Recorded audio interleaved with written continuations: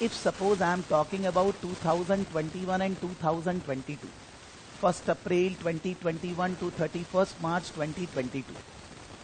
In this year, today is 14th of September.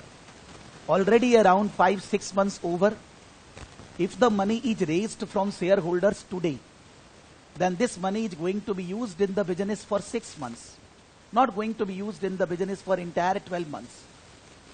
So if I am calculating earnings per share, and in the numerator I am taking earnings, the money which we raised from the shareholders today is going to give earnings only for 6 months. So the accounting body realized that it is illogical to divide by the total number of shares at the end of the year. We should be doing a weighted average calculation. The weighted average calculation means the source of funds, which is from beginning of the year, will be considered, that number of shares will be considered from the beginning. But the shares which are issued today will be considered for part of the year, because in the numerator the earnings is also for part of the year.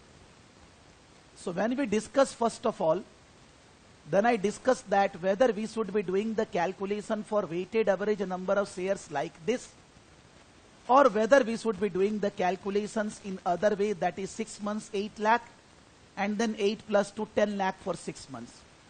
Maximum of you said that, sir, it is better that we do calculation on the basis of this way. Then I said that this basis of calculation will be creating mistakes. The chances of doing mistakes will be more. Because the questions cannot be very simple, that at the beginning this many shares and then new shares are issued. Not like that. It will be giving so many details that if you don't follow this calculation, it is better. So I started discussing that other than the normal issue of shares, there are different kinds of issue of shares in an organization. We generally say that broadly there are 3 kinds of issues.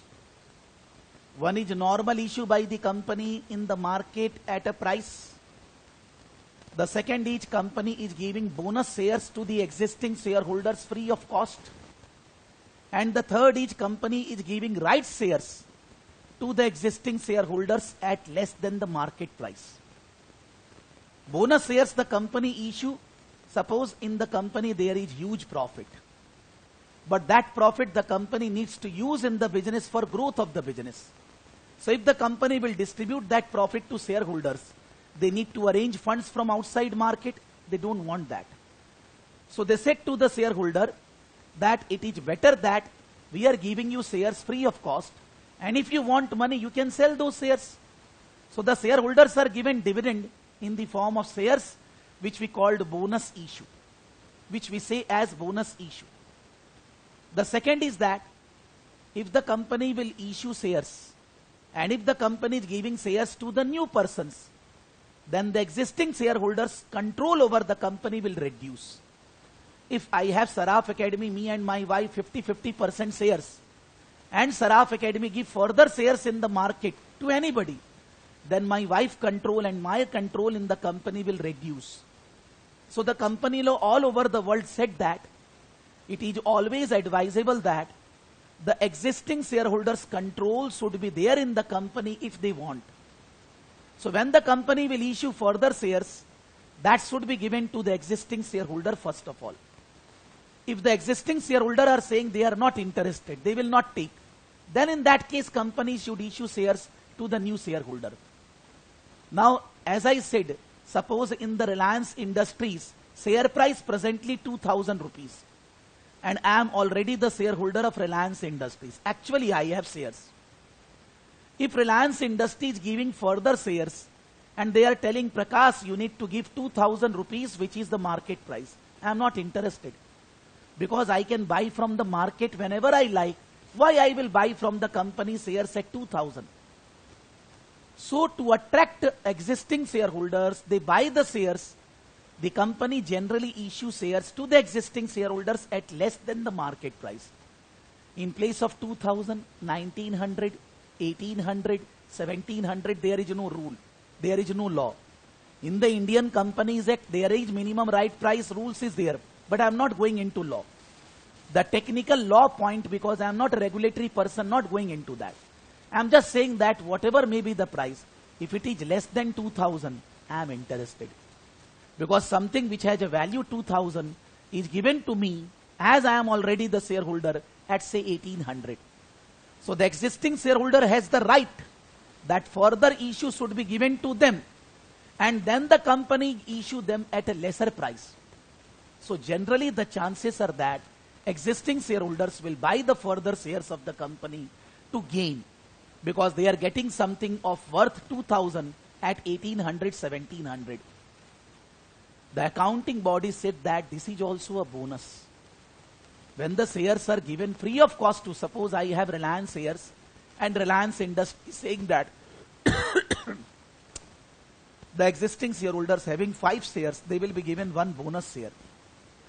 For 5 shares, if somebody is having, the shareholder will be getting 1 bonus shares. For bonus share, I am not paying anything. If I have 5 shares, then I am getting 1 bonus shares free of cost. That means if I am getting that 1 share, the value of that share is 2000 if I am having 5 shares of the company. I am getting a worth of 2000. Similarly, if the company is saying that they are giving right shares, in place of 2000 market price at 1700, then I am paying 1700, but I am getting the worth of 2000. So 300 is a bonus. So in case of rights issue also, there is a bonus element. And in case of normal share issue also, bonus issue also, there is a bonus element. Now why that bonus element need to be adjusted in the earnings per share? As I said that numerator is the profit. Denominator is the number of shares. When the company is giving bonus shares, then the numerator will not be affected, because the company is not getting any money.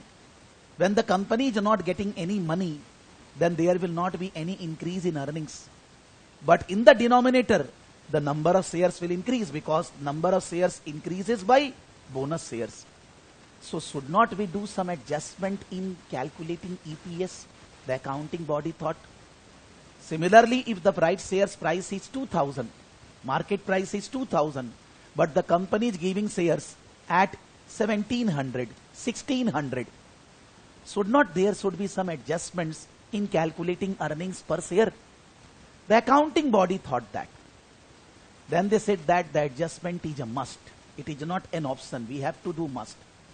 Reason being that, suppose I have Reliance Industries shares. Last year, that is 2021, for March 21, the earnings per share of Reliance Industries say 30 rupees. I am saying Indian companies for that reason 30 rupees. You can say from a US a company Google, and the earnings per share is $2.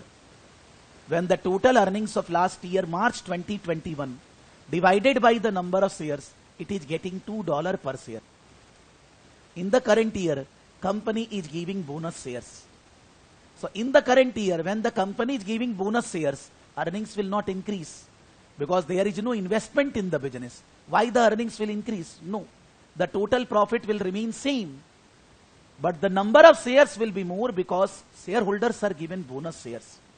So if I will take a simple example, suppose last year the earnings of any company listed in stock exchange was $1 lakh, and the number of shares was $50,000. That is weighted average number of shares.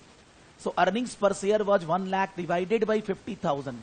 That is $2 per share. In this year, there is no funds raised from the shareholders, but the company has given bonus shares.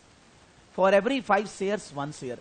So for 50,000, it becomes 50,000 by 5 into 1.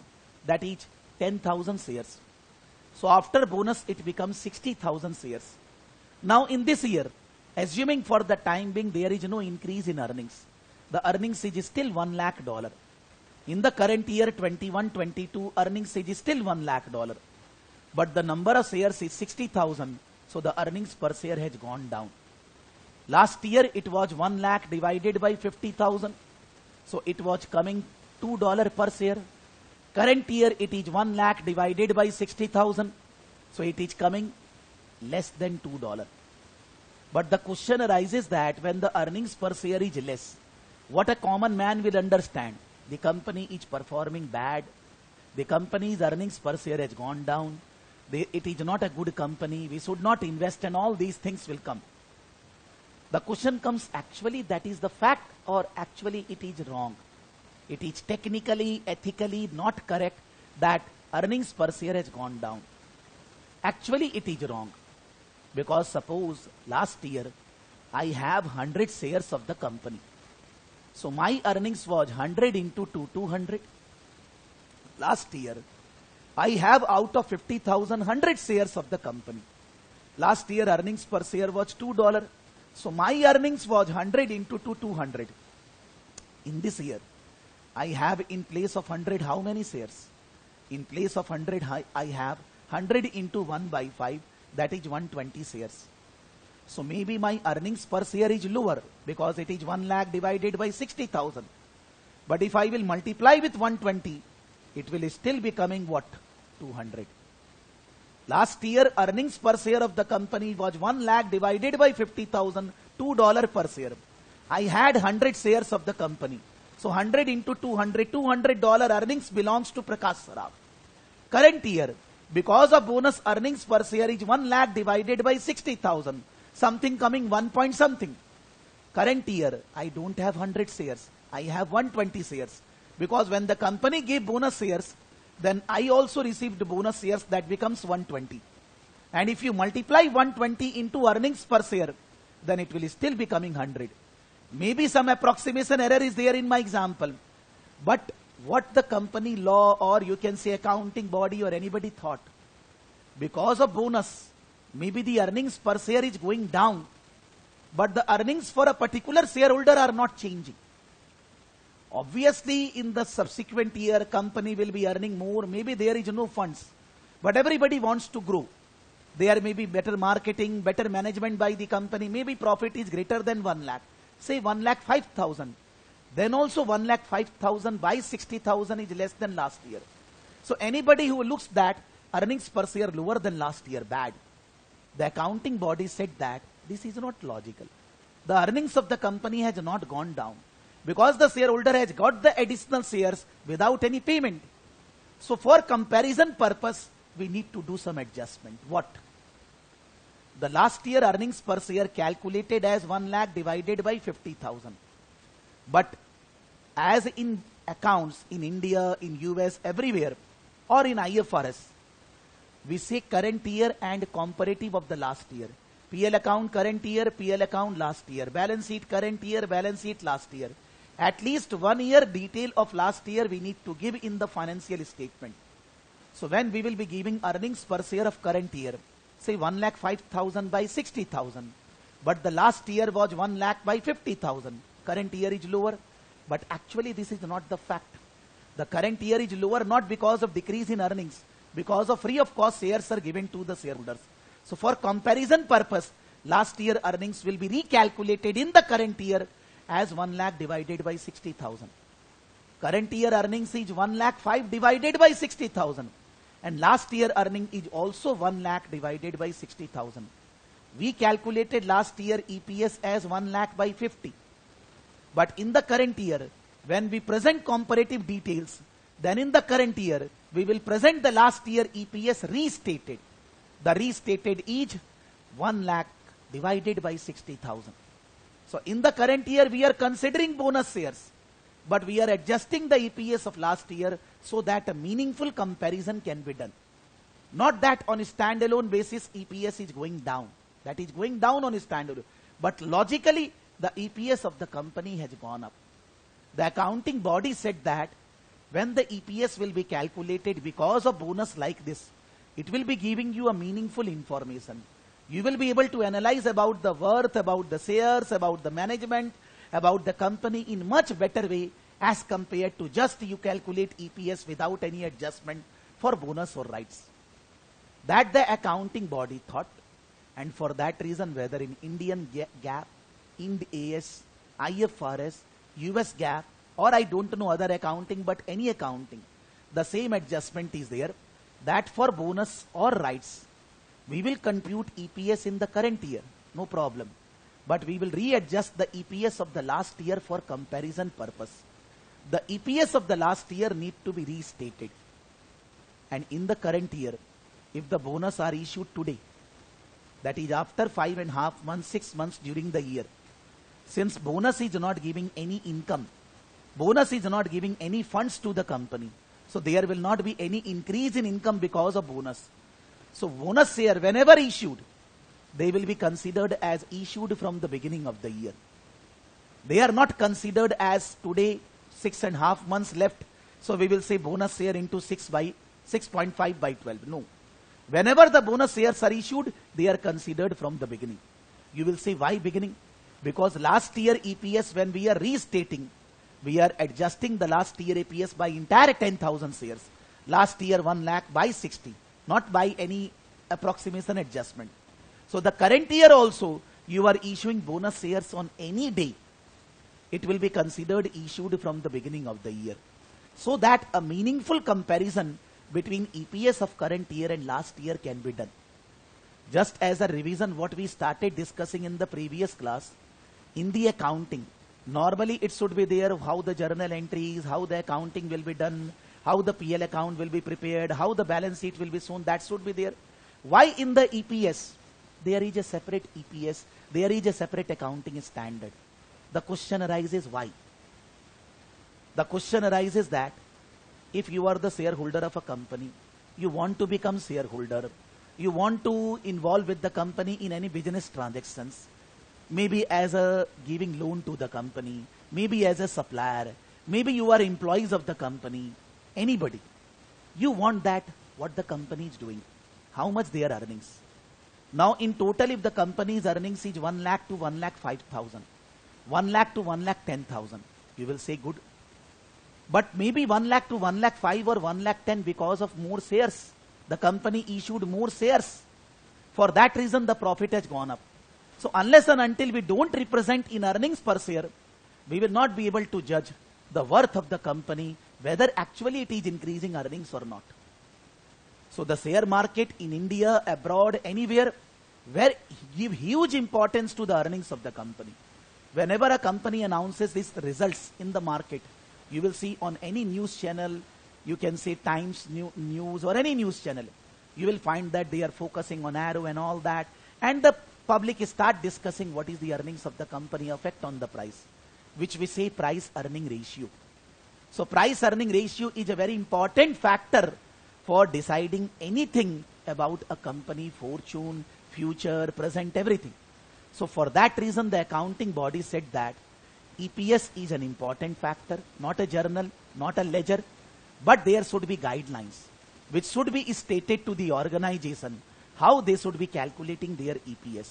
Nobody can do whatever they like. They have to follow the guidelines as per accounting standard IFRS. So this is there from the beginning since I started studying accounts, not that now. The EPS is an important factor for evaluating the performance of the company, comparing with the peers, comparing with the competitors, comparing with the past performance of the company. EPS is an important factor. And the guidelines are there in the accounting standard which need to be followed for calculating EPS. Those guidelines are written. But we always want that we understand why those guidelines are in that direction. Why it is made as this type of accounting standard. Why for bonus issue, rights issue, this type of adjustment is clarified or given. What is the reason behind that? If we understand the logic, we don't have to mug up. And whether you give ACCA FR exam, IFRS exam, CIMA case study exam, not a single student will be able to pass the exam just by doing the problems, mugging up the things. No result. Unless and until we don't understand the concept, in the exam also we will be facing problem. We will include only bonus shares or rights in restated EPS. We will include rights, but I have not given the example of rights because it cannot be given without writing something. So I have not said anything relating to bonus element of rights issue I will be saying. But whatever I said, let's do some, you can say questions. Not questions we are writing because it is simple, but just that for getting better confirmation on the logic, it is better that we go into slightly discussion of some questions, understanding, so that it will be better for us to proceed further.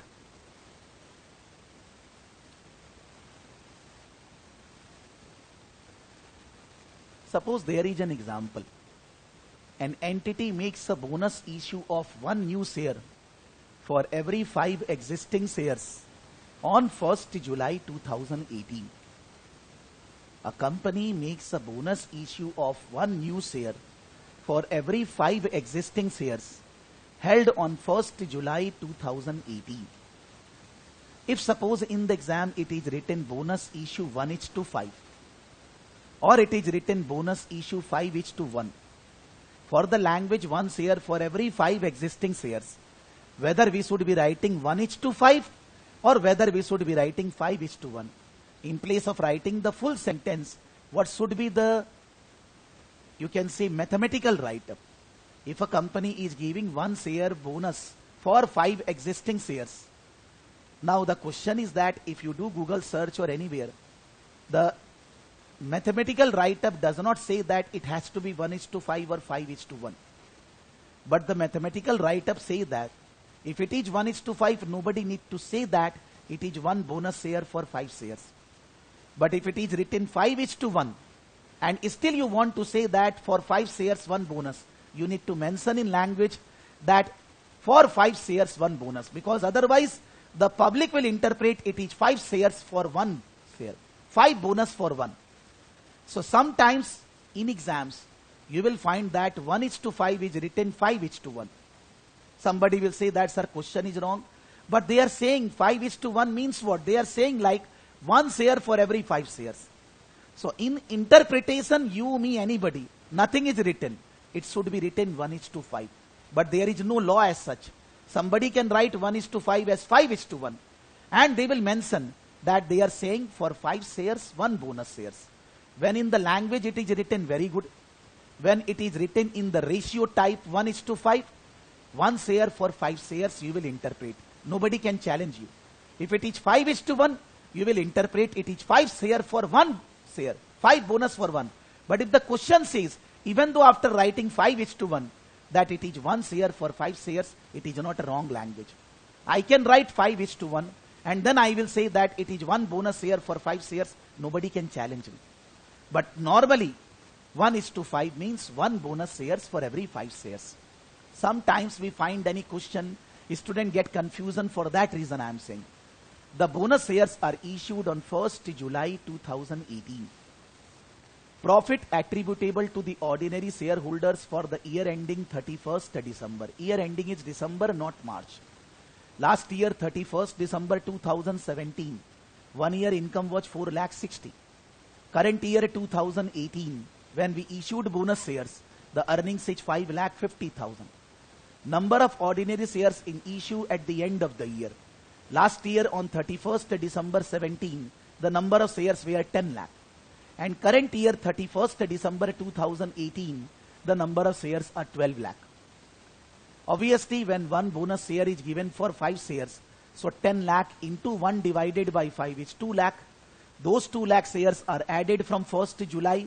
So at the end of 31st December 2018, the number of shares becomes 12 lakh. Now if somebody will calculate EPS of last year, 4,60,000 by 10 lakh, it is coming 0.46. We say 0.46 means 46 cents. In India, 1 rupee means 100 paise.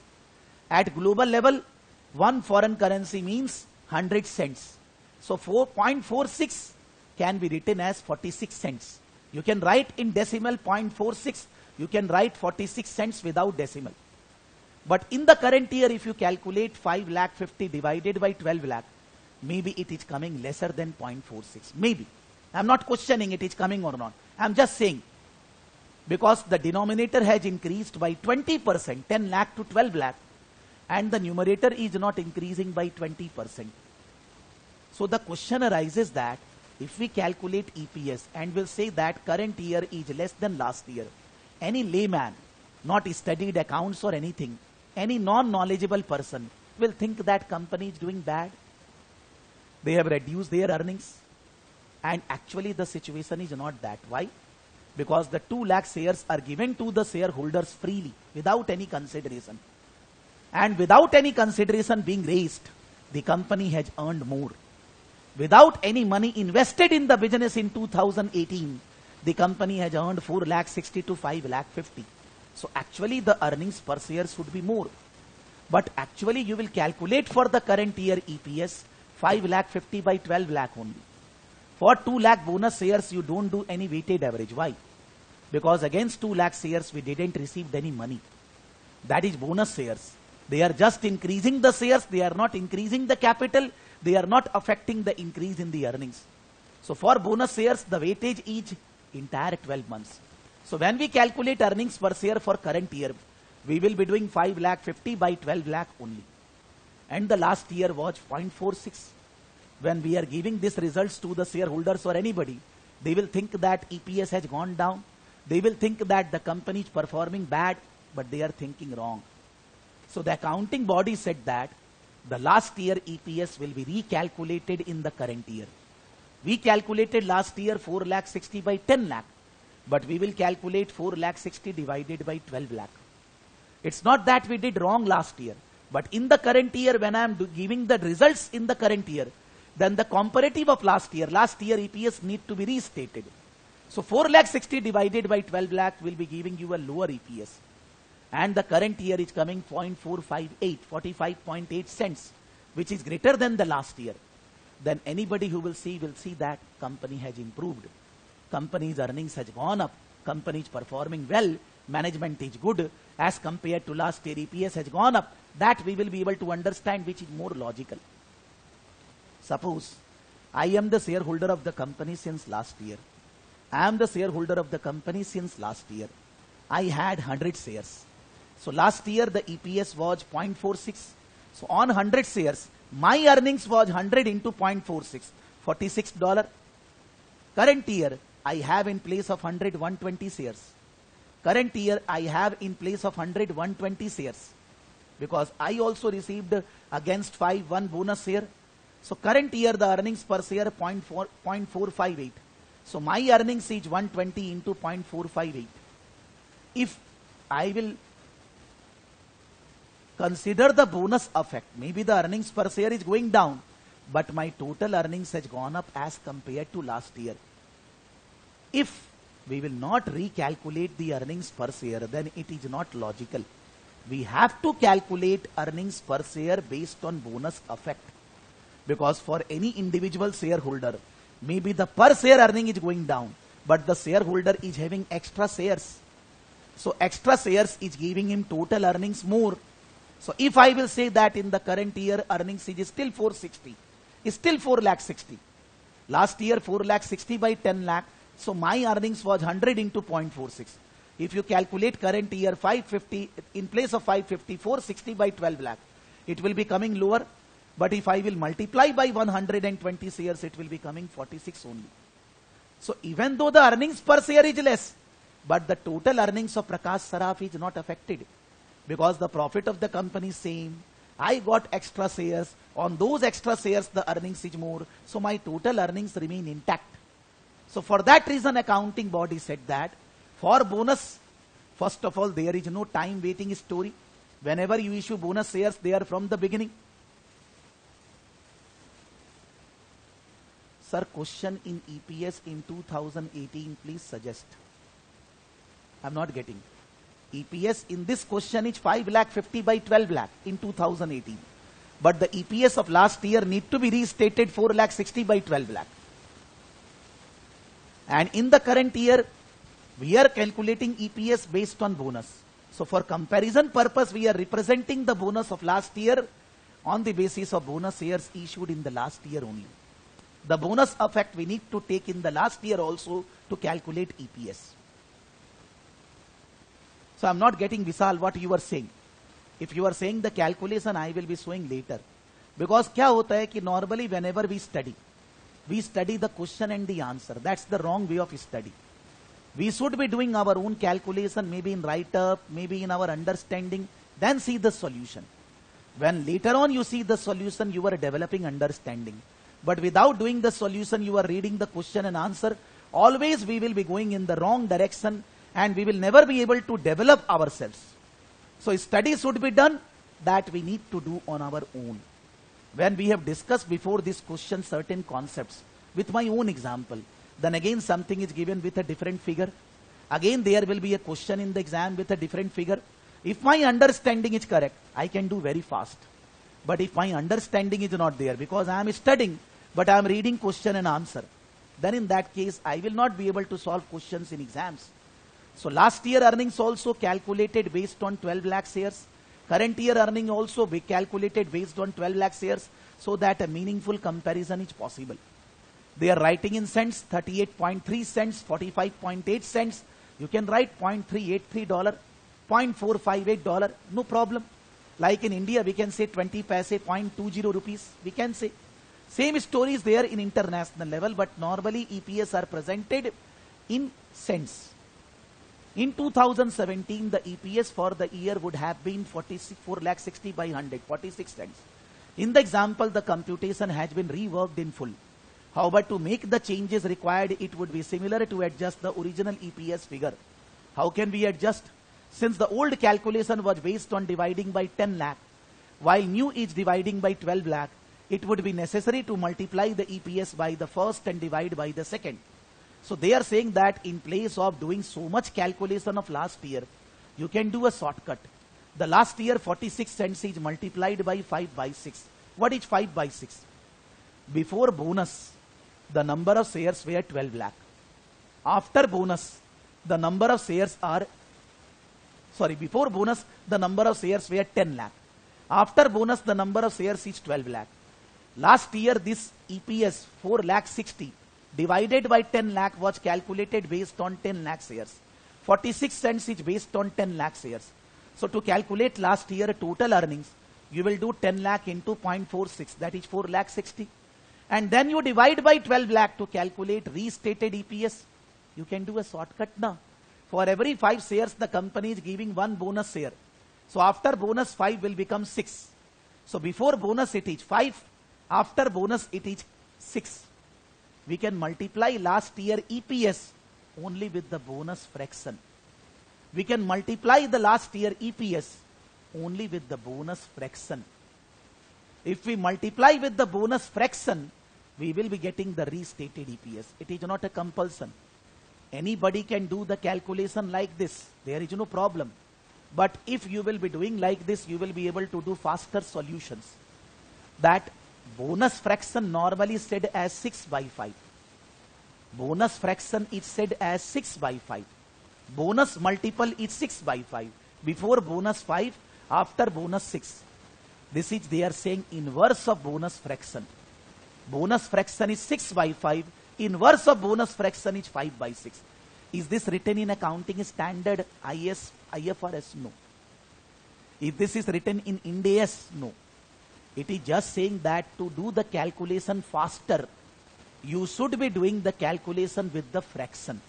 In place of, suppose somebody is not giving you profit of last year. They are giving you EPS of last year 0.46. So first of all, you need to multiply 10 lakh with 0.46 to get 4 lakh 60. And then you divide by the 12 lakh. Then you will get, you can do straight away 0.46 into 5 by 6. Straight away. If you multiply with the inverse of the bonus fraction, then in that case you can restate the EPS of the last year much faster. But there is no compulsion. Like suppose if I am in the exam hall, I am calculating EPS. Whether I should be doing 4 lakh 60,000 4 laddus divided by 10 lakh 5 laddus, or whether I should be doing 46 by 100, eating all the 4 laddus, not using in the calculator, and I should be doing the calculation 46 by 100, which is much better in the exam. If I am doing the calculation in the calculator for my study purpose, whether I should calculate EPS 4, 6, 4 zeros, divide by 10, 4 zeros, what I should be doing? According to me, if we are doing the calculation with all the laddus, definitely in the exam we will be putting one more, one less laddu. Eat all the laddus like a Ganesh ji. Just take the figures in thousands, in hundreds, so that you will be able to do faster calculation. 4 laddu from here eliminated. So it is 46 by 100. You can save your time. Because in exam, time pressure is very high. Is this written here? No, not written. They are writing these fractional things, which is not a part of IFRS or Ind AS. They are saying shortcut calculation. Similarly, when you will be doing the calculation on your own, Then only you will understand how can you do faster calculation. If the figures are written in trillion with all the laddus, if you start writing all the laddus in the calculator, you are wasting your time. And definitely you will be doing wrong also. Some extra laddu, some less laddu you will be putting. To save time, 46 by 100. Not required to be said in the class again and again. In the entire batch. Whenever the figures are in thousands, millions and all that, just make it all laddus ignored. So that you can do the faster calculations. Whenever we are discussing, anybody is saying EPS, he is writing 4 lakh 60 by 10 lakh, that means he is not understanding my saying. That is not a part of IFRS. You need to do faster calculations. When you do faster calculations, you will be able to solve questions in exams. You will be able to write your write-up. Otherwise, the time pressure will be mounted on you. The same thing which they have said, we want to apply here. D had the following capital and reserves on 1st April 2011. Share capital, share premium, revaluation, surplus, retained earnings. In the last class, my major important homework for everybody, prepare a format of the PL account, balance sheet, statement of changes in equity on your own, without any figures. So balance sheet, non-current assets, equity, non-current liability, current liability. In the PL account, sales, cost of goods sold, gross profit, admin, distribution, operating income, income tax, other income, interest and all that. If you have written very well, if you have not written, you are again lagging behind. Because after when this batch, this topic, when we do, I will say in the balance sheet there, people will not understand. Student, then in that case, their understanding is getting affected from the first class only. Maybe you are a champion, but you have to make format of the PL account, balance sheet, statement of changes in equity without figures in your Excel sheet.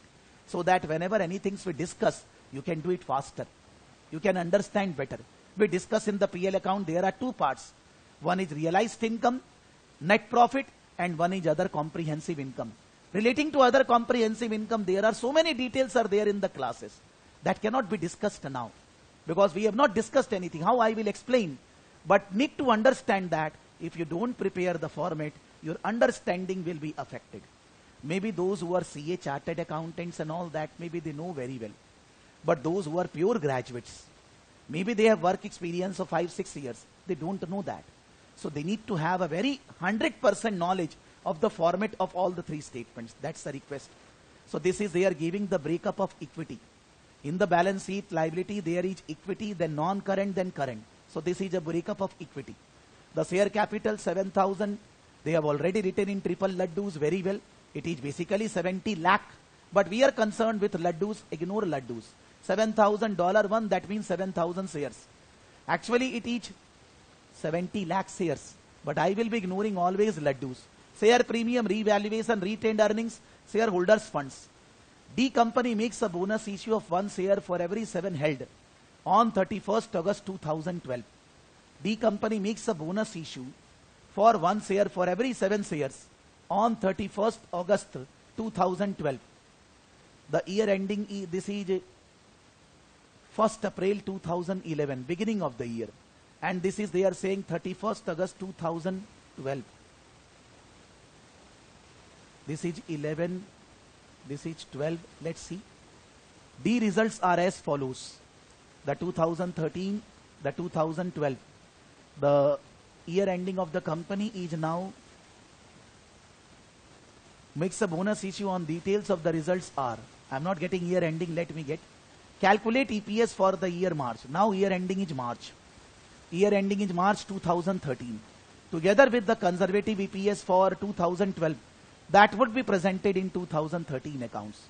So comparative EPS also, current year EPS also, year ending is March 2013. We issued bonus shares on 31st August 2012 and their year ending is March 2013. March 2013 means 1st April 2012 to 31st March 2013, current year. 1st April 2012 to 31st March 2013, current year.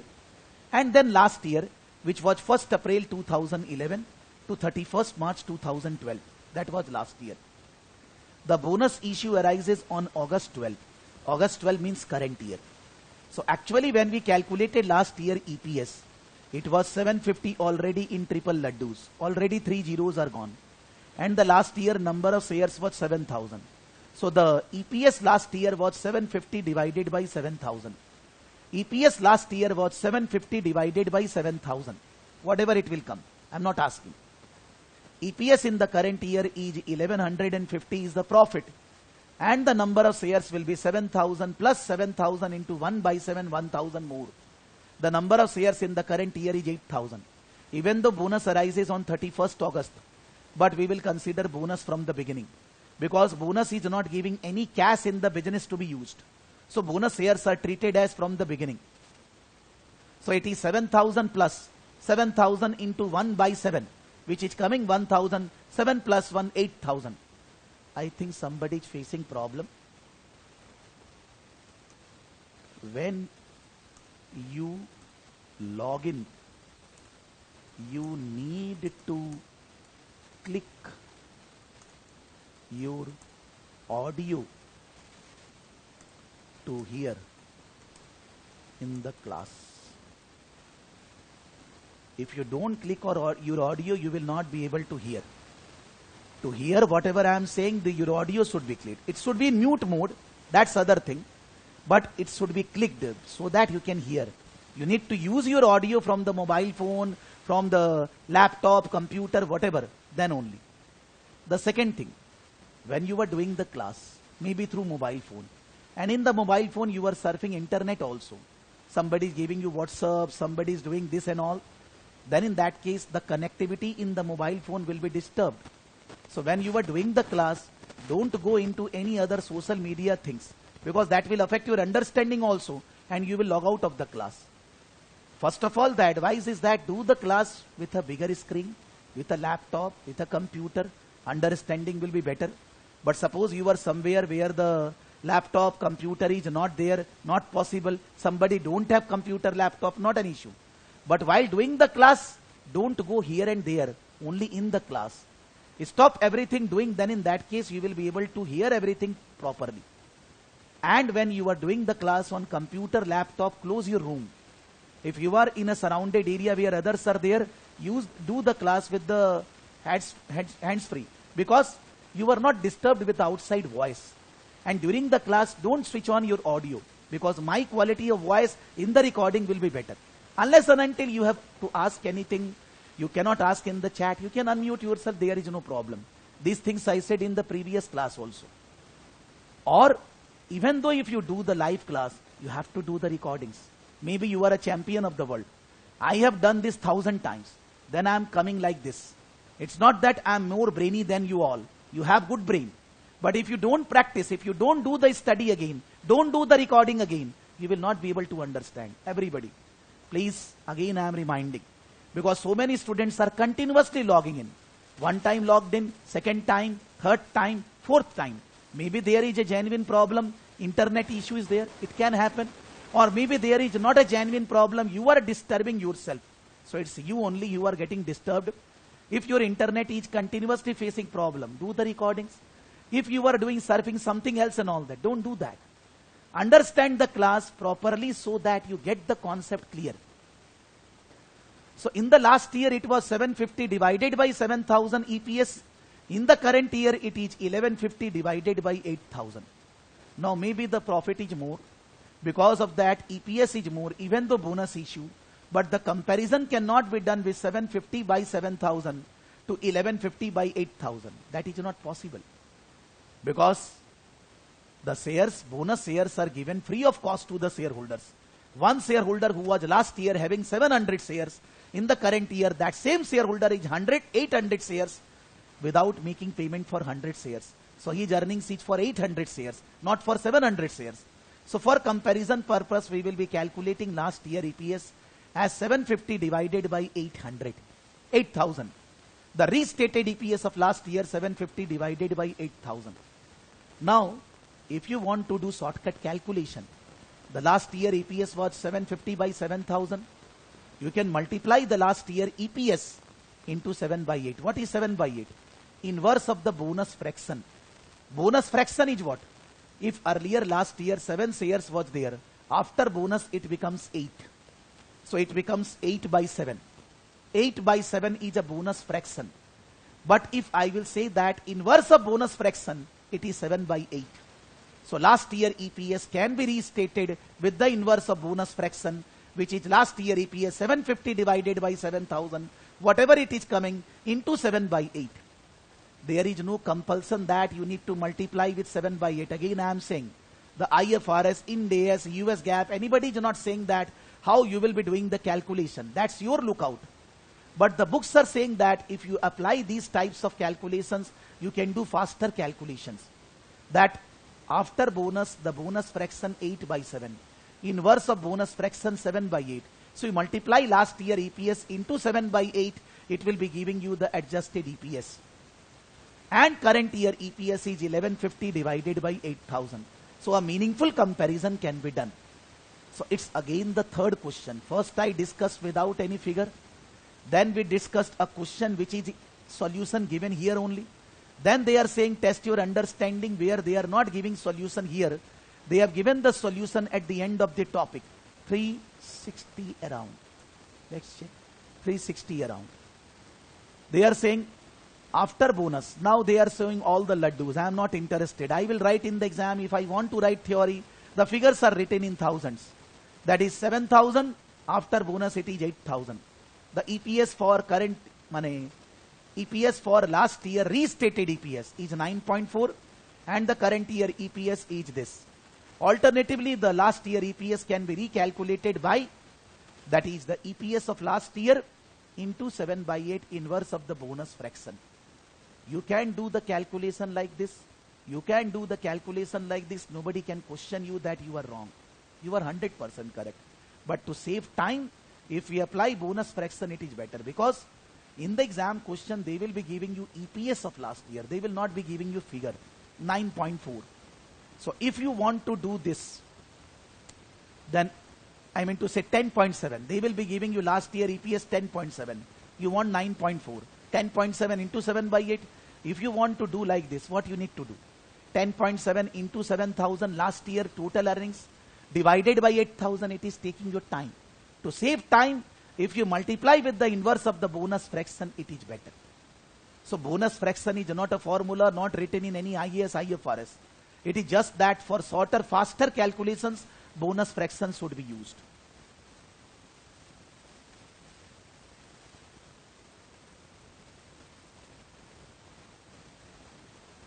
Bonus fraction is shares after bonus, shares after bonus divided by shares before bonus. To calculate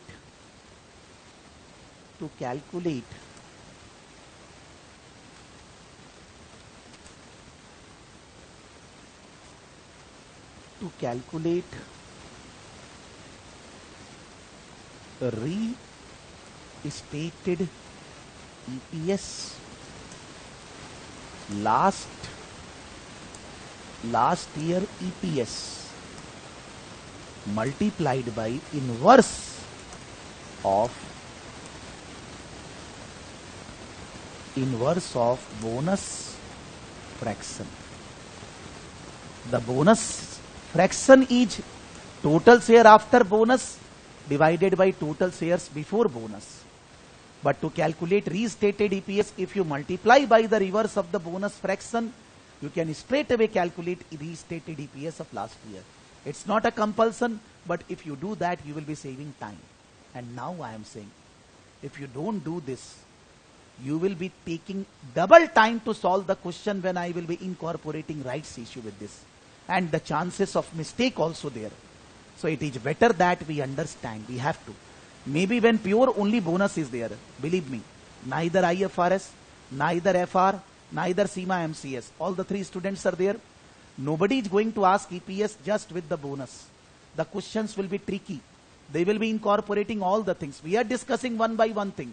When I will be going into exam level question, you will understand that this is actually a must. I am continuously saying not essential, but for giving exam, it's a must. because in exam you don't have time. You need to solve faster. So you have to understand the bonus fraction and the inverse of bonus fraction.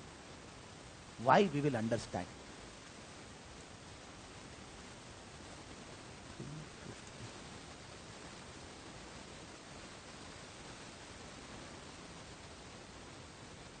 So this was an example relating to bonus. Now comes the example on rights issue. In rights issue, I just said, but I have not given numerical example on my own because it will be difficult. In rights shares, what I said, Reliance share price is 2000. They are giving shares to existing shareholders at say 1700. So it is actually not a bonus. It is not free of cost shares are given. But there is some bonus element. Because 2000 worth shares is given at 1700, 300 is bonus element. Like we were incorporating entire bonus in the EPS. Now we need to incorporate that 300 into EPS. How we will understand? Yeah, obviously, because after bonus, the bonus will be given from somewhere. The bonus will be given from somewhere. Actually, I am not focusing here on the journal entry. That's the only reason. I will say that if somebody has very bad knowledge, or not barely I am saying you, anybody.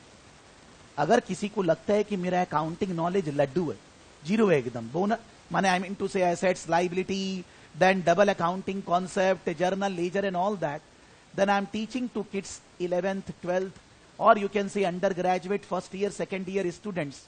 But those classes are running in the afternoon time because they are not working, so they can do the classes in the afternoon. Tuesday, Friday, 2 o'clock. Anybody interested, they can join. There is no charges extra. There is no problem. If your accounting, debit, credit, journal entries are bad, you do have no understanding of accounts, then in that case, you can just mail us that I want to do those classes. We will be incorporating you in the classes. I will just say that they should not be done as recordings because so many recordings we will never be doing.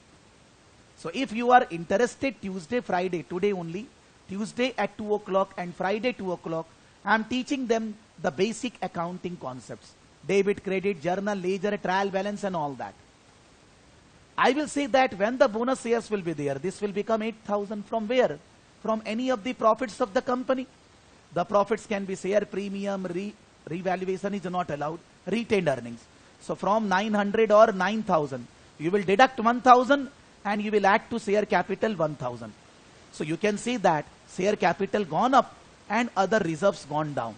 For that reason, it is called capitalization of reserves. In technical language, bonus issue is also called capitalization of reserves. So reserves will reduce and share capital will increase. Since all are liability, credit balance, so when any liability increases, the capital will increase 7,000 to 8,000. Share capital credited. Debit will be share premium, retained earning, what the company will decide. Normally the company gives bonus out of share premium, but share premium is not sufficient. So they need to use 100 from retained earning also. So obviously journal entry will be there that share premium debit 900, retained earning debit 100 and share capital credit 1,000. So after the journal entry, the total will remain 17,400, no change. But the share capital more, share premium gone, and retained earning will be 100 less. So bonus shares does not affect total assets, does not affect any liability. Just that it affects within the equity different parts. But in this chapter, we are not discussing this issue of shares, okay? Just that you said for that reason clarified. So I mean to say that in case of rights issue, when the value of shares is 2,000 and it is given to the shareholders at 1,700, existing shareholder, there is a bonus element of 300. In case of bonus shares, if the Reliance is giving one free shares to the shareholder, then the entire 2,000 is the bonus element. But in case of rights issue, there is some bonus element. That bonus element needs to be incorporated. How? We will understand through an example. Now, this example will take around 15 minutes to clear. In between, if you ask, you will not understand. You have to wait everybody for 15 minutes to explain me the concept. That how that 300 is incorporated in calculating EPS. An entity issued 1 new shares for every 2 existing shares held by way of rights issue at 1.5 per share on 1st July 2018. An entity issued 1 new shares for every 2 existing shares held by way of rights issue at 1.5 per share on 1st July 2018. A company is issuing rights shares to the existing shareholders for every 2 shares 1 rights share, and the rights shares are given at the rate of 1.5 per share. The rights shares price which we are charging from the existing shareholders, $1.5 per share.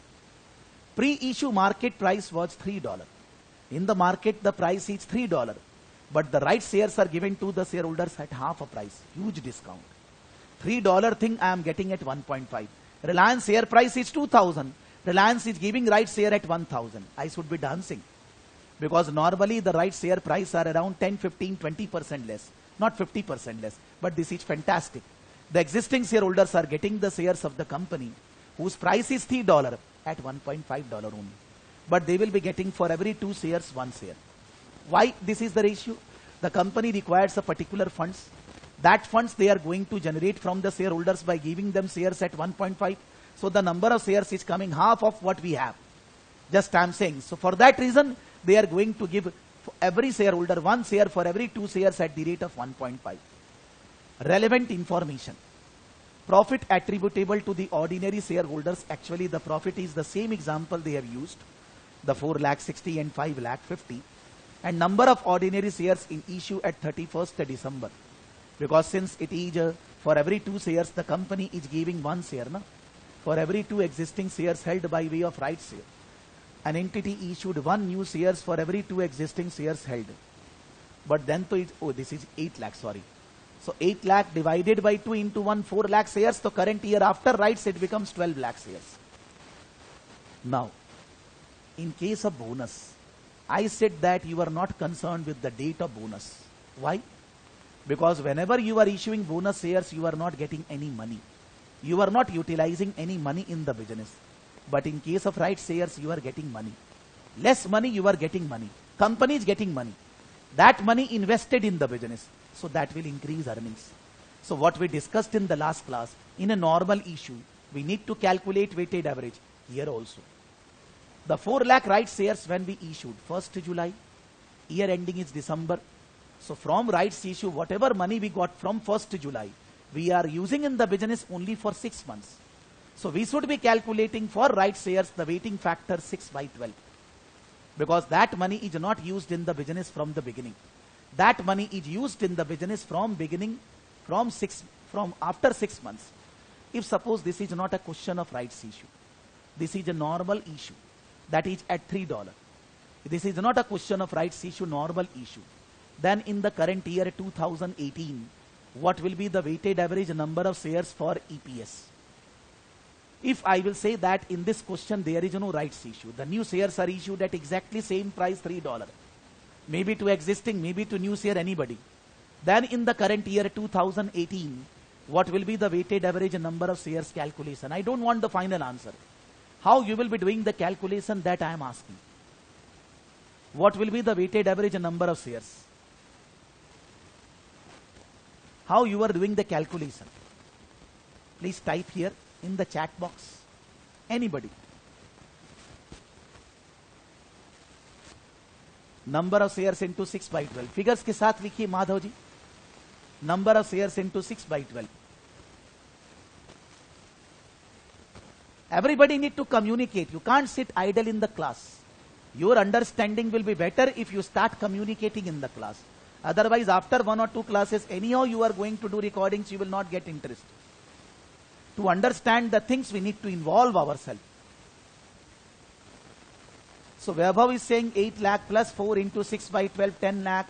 Bareilly is saying 8 into 6/12 plus 1200 into 6/12. Now in the last class, we discussed that we can do 8 lakh into 12/12. Plus here in this question is what? 4 lakh. 4 lakh into 6/12. So 8 lakh into 12/12 is 8 lakh. And 4 lakh into 6/12 is coming 2 lakh. So it will be 10 lakh. Or I can do the calculation in other way round. What we discussed, which Barelia is saying. 8 into 6 by 12. For 12 months it was 8. And then after bonus it becomes, after new issue it becomes 12. Because for every 2 shares, 1 new shares issued, that is 4 lakh shares. So it becomes 12. And 12 into, for further 6 months, 6 by 12. So it is coming 8 into 6 by 12, 4. 12 into 6 by 12, that is 6. So that is coming 10. Or I can do this 8 into 12 by 12 plus 4 into 6 by 12. That also is coming 10. But as I said in the last class, suggested. Why suggested in today class you will understand. Once I will finish the class, by that time you will understand मेरे को ऐसे ही करना होगा. So if somebody is not able to calculate this, there is a big problem with that student. Anybody. Maybe you are doing a ceiling mistake but not allowed. Because एकदम basic बात कर रहे हैं कि लास्ट क्लास थोड़ा सा 10 minute हम लोग पढ़े, तो उसमें weighted average number of shares मैंने दोनों तरह से बताया कि या तो आप ऐसे करिए या ऐसे करिए. Why?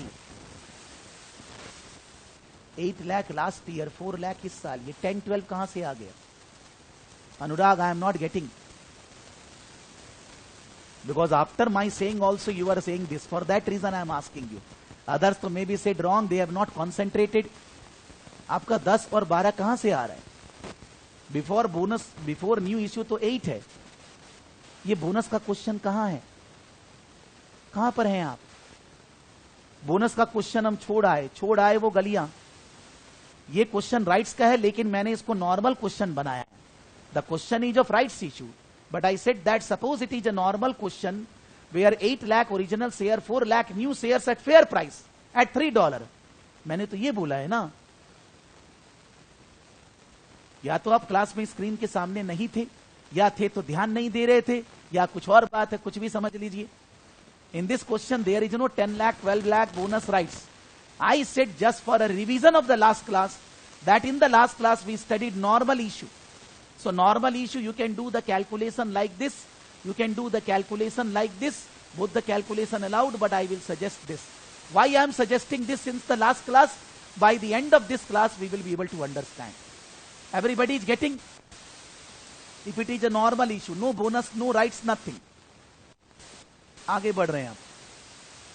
Now in this question they are saying it's a rights issue. It is not a normal issue. And in the rights issue, I need to adjust the bonus factor. $3 share given at $1.5. I need to adjust the rights share factor. What the institute says that, or not institute, I will say that the accounting body said that whether a bonus or whether a right, when the company issue bonus or rights shares, the share price in the market after bonus or rights goes down. That's rule.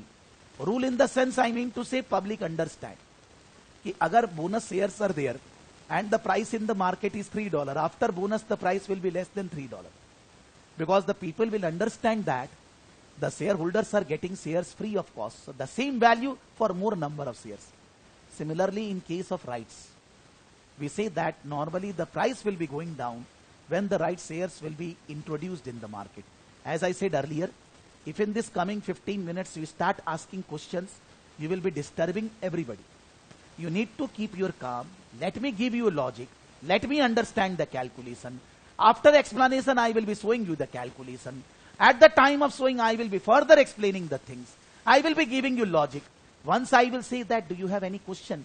Believe me, nobody will have any question, whatever mind level you have. But you need to give me time for explanation. It is not that I am discussing just the formula and all that. We are discussing logic, but you need to give me time. Just a request, please. हाथ जोड़कर विनती है. Just till the time I am not asking about right any question, please keep calm. I will be making you understand whatever mind you have. Believe me.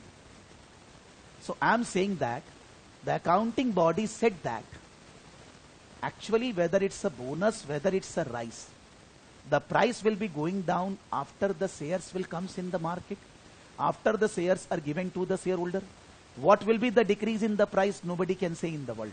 Even me, you, anybody, God can say. What will be the decrease in the price? Nobody can say, but decrease in the price. The accounting body said that normally, if we are a rational person, if we are a logical person, then the price is going to be, if the share price before rights issue is $3, and the rights issue is what? For every 2 shares, 1 rights share. Suppose I am the shareholder of this company, and I am already having 100 shares of the company. So my 100 shares value before rights issue is 100 into 3, 300. My 100 shares value is 100 into 3, 300. I am getting rights shares. I am interested in purchasing rights shares. I am getting rights shares. 50 shares. For 50 shares, I am paying to the company 50 into 1.5, 75. For 50 shares, I am paying to the company 50 into 1.5, 75. So my value of wealth, my total wealth before rights issue is 100 into 3, 300. But after rights issue, when I am giving 75, it should be 375. Otherwise, why I am giving money? If I am purchasing an asset, a computer, a laptop, this, that, I am paying money. That much money value I am getting. So 300 is my wealth before the rights issue. In the rights I am paying 75. So my total wealth should be 375. For how many shares? 150 shares. Because after rights I will have 50 shares more. So 375 is the wealth of Prakash Saraf after rights issue for 150 shares. So what will be the value per share? What is going to be the value per share? Anybody can do the calculation. 375 by 150. It is coming 2.5. Now what will be the price in the market? God knows. I don't know, you don't know. But normally any rational means जिनको भगवान ने कुछ भी यहाँ दिया है. Any rational person says that कि the price after rights issue is going to be 2.5. What is going to be the price after rights issue? God knows. No calculation possible. But rational persons are saying that the price after rights issue is going to be 2.5. The price after rights issue is called X right price. $3 is called come right price. Come right price before rights issue, what is the price? X right price after rights issue, what will be the price? So X right price, logically, rationally, people in the world are saying that it is going to be 2.5. But you can do Google search. Out of 100, 99% cases, after rights issue, the price will not be 2.5. It will be greater than 2.5, less than 2.5, God knows. The logic cannot be applied why it is greater than or less than. The logic says it should be 2.5. So before rights issue, the value was $3. And after rights issue, the value is 2.5. It's not a loss. Actually, after rights issue, maybe the price is lower. But I have how many shares? 150 shares. After bonus, there may be decrease in the price, but I am not at loss. Because after bonus, I have more shares. So if I will say that this is not a question of right, this is a question of bonus. 100 shares, I am getting 50 shares free. Bonus, just for understanding. 100 shares value 100 into 3, 300. After bonus, I have 150 shares.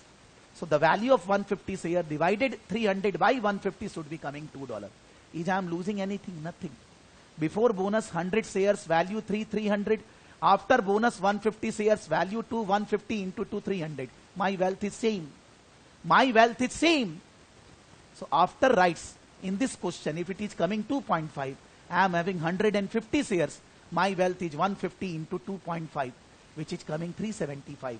It should be 375 because I have given 75 extra money. So my wealth should be coming 375 only. The people says that, the whole world says that, rational person says that the price after bonus or rights is going to be this. But actual price always differ. But we do the calculation based on what should be logical. We can't do the calculation which can happen, which nobody can calculate. Now, in case of bonus, it was 3 and 2. In case of rights, it is 3 and 2.5. I have given for 50 shares. I have given for 50 shares.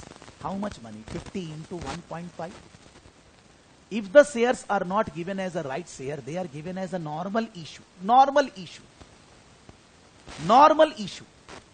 Then in that case, for $75 I am giving, I should be getting 75 divided by 325 shares. For 50 shares I am giving consideration $75. But in $75 I should be getting divided by 325 shares. But I am getting 50 shares. Can we say that I am getting 25 shares free? Like in bonus, I don't have to do this calculation. I am getting free shares anyhow. But in case of right, whatever price we are giving, in that price we should be getting this many shares. But we are getting more shares. So those extra shares can be said as bonus shares. They want to say that those 25 bonus shares EPS need to be calculated. In case of bonus, the entire is bonus. But here in case of rights, entire is not bonus. Out of 50 shares, if Prakash Saraf is having 100 shares, out of 100 he should be getting 50 shares. But in 50 he is paying money, he is not getting free. But in 50 he is paying money for 25 shares. 25 shares he is getting free. So that 25 is actually bonus element. So when rights issue is there, it is actually incorporating both the things. The normal issue at full price and the bonus. The rights is a combination of both the factor which we are studying from the last class. When I said that the number of shares, if it is a normal issue, will be 10. When I say that it is a bonus issue 4, then it is 8 plus 4, 12 from the beginning only. But when I am saying it is a rights share, then it is not the normal 10, it is not 12, it is something else. Because in case of rights issue, both the factors are incorporated. How those factors are incorporated can be incorporated like this, with the logic also. Again, don't ask any question. Wait. I have not asked, are you understanding? Do you have any query? Let me go to that level. Nobody will have any query. Guarantee. Guarantee from my side. But you need to give me time. Always, not only here.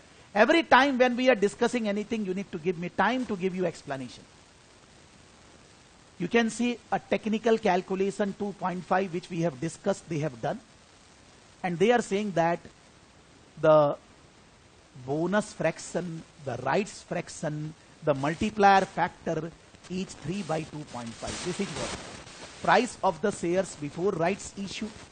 Price of the shares after rights issue 2.5 you need to calculate. 3 will be given in the question. In practical life 3 you know. 2.5 we will calculate rationally. So the bonus fraction, right fraction, multiplier factor is 3 by 2.5. Then they are doing the calculation 8 lakh shares at the beginning. The right shares are issued after 6 months. So 8 lakh into 6 by 12 they are doing. But they are multiplying with the bonus fraction or right fraction. So it is coming 480. And then after 6 months we gave the shares. The story of right offered. The right shares are there in the market. So after right shares on 1st July it becomes 12 lakh. Those 12 lakh shares for 6 months, then it is coming 6 lakh. Total is coming 10 lakh 80,000. It is not 10 lakh normal full price issue. It is not 12 lakh, not a bonus issue. It is 10.8 lakh. Bonus and normal issue both are combined. If you concentrate, in my case as I said 25 bonus shares. I said 25 bonus shares. Similarly, the same thing is coming here. How? You will come to know. They are saying EPS of the current year. Current year EPS is 5 lakh 50 profit divided by the weighted average number of shares 10 lakh 80, 50.9 cents. Like because of bonus, we are recalculating EPS of last year. Similarly, because of rights, we are recalculating EPS of last year.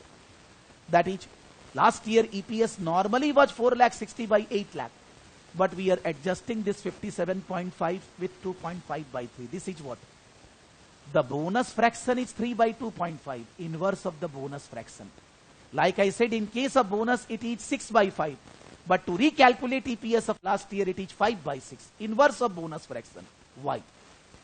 Proof that 3 element is included. For that proof, the market value is 2.5 now.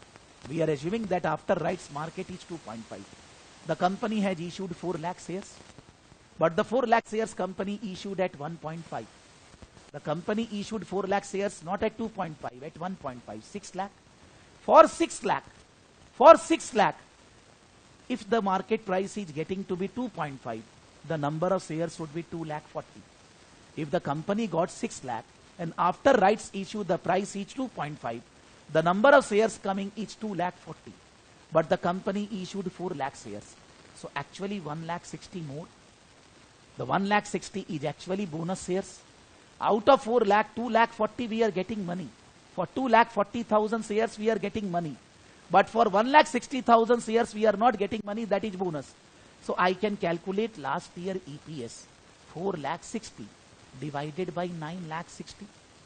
Like in case of bonus, when we discussed, we can calculate bonus, the last year profit, by dividing the number of shares after bonus.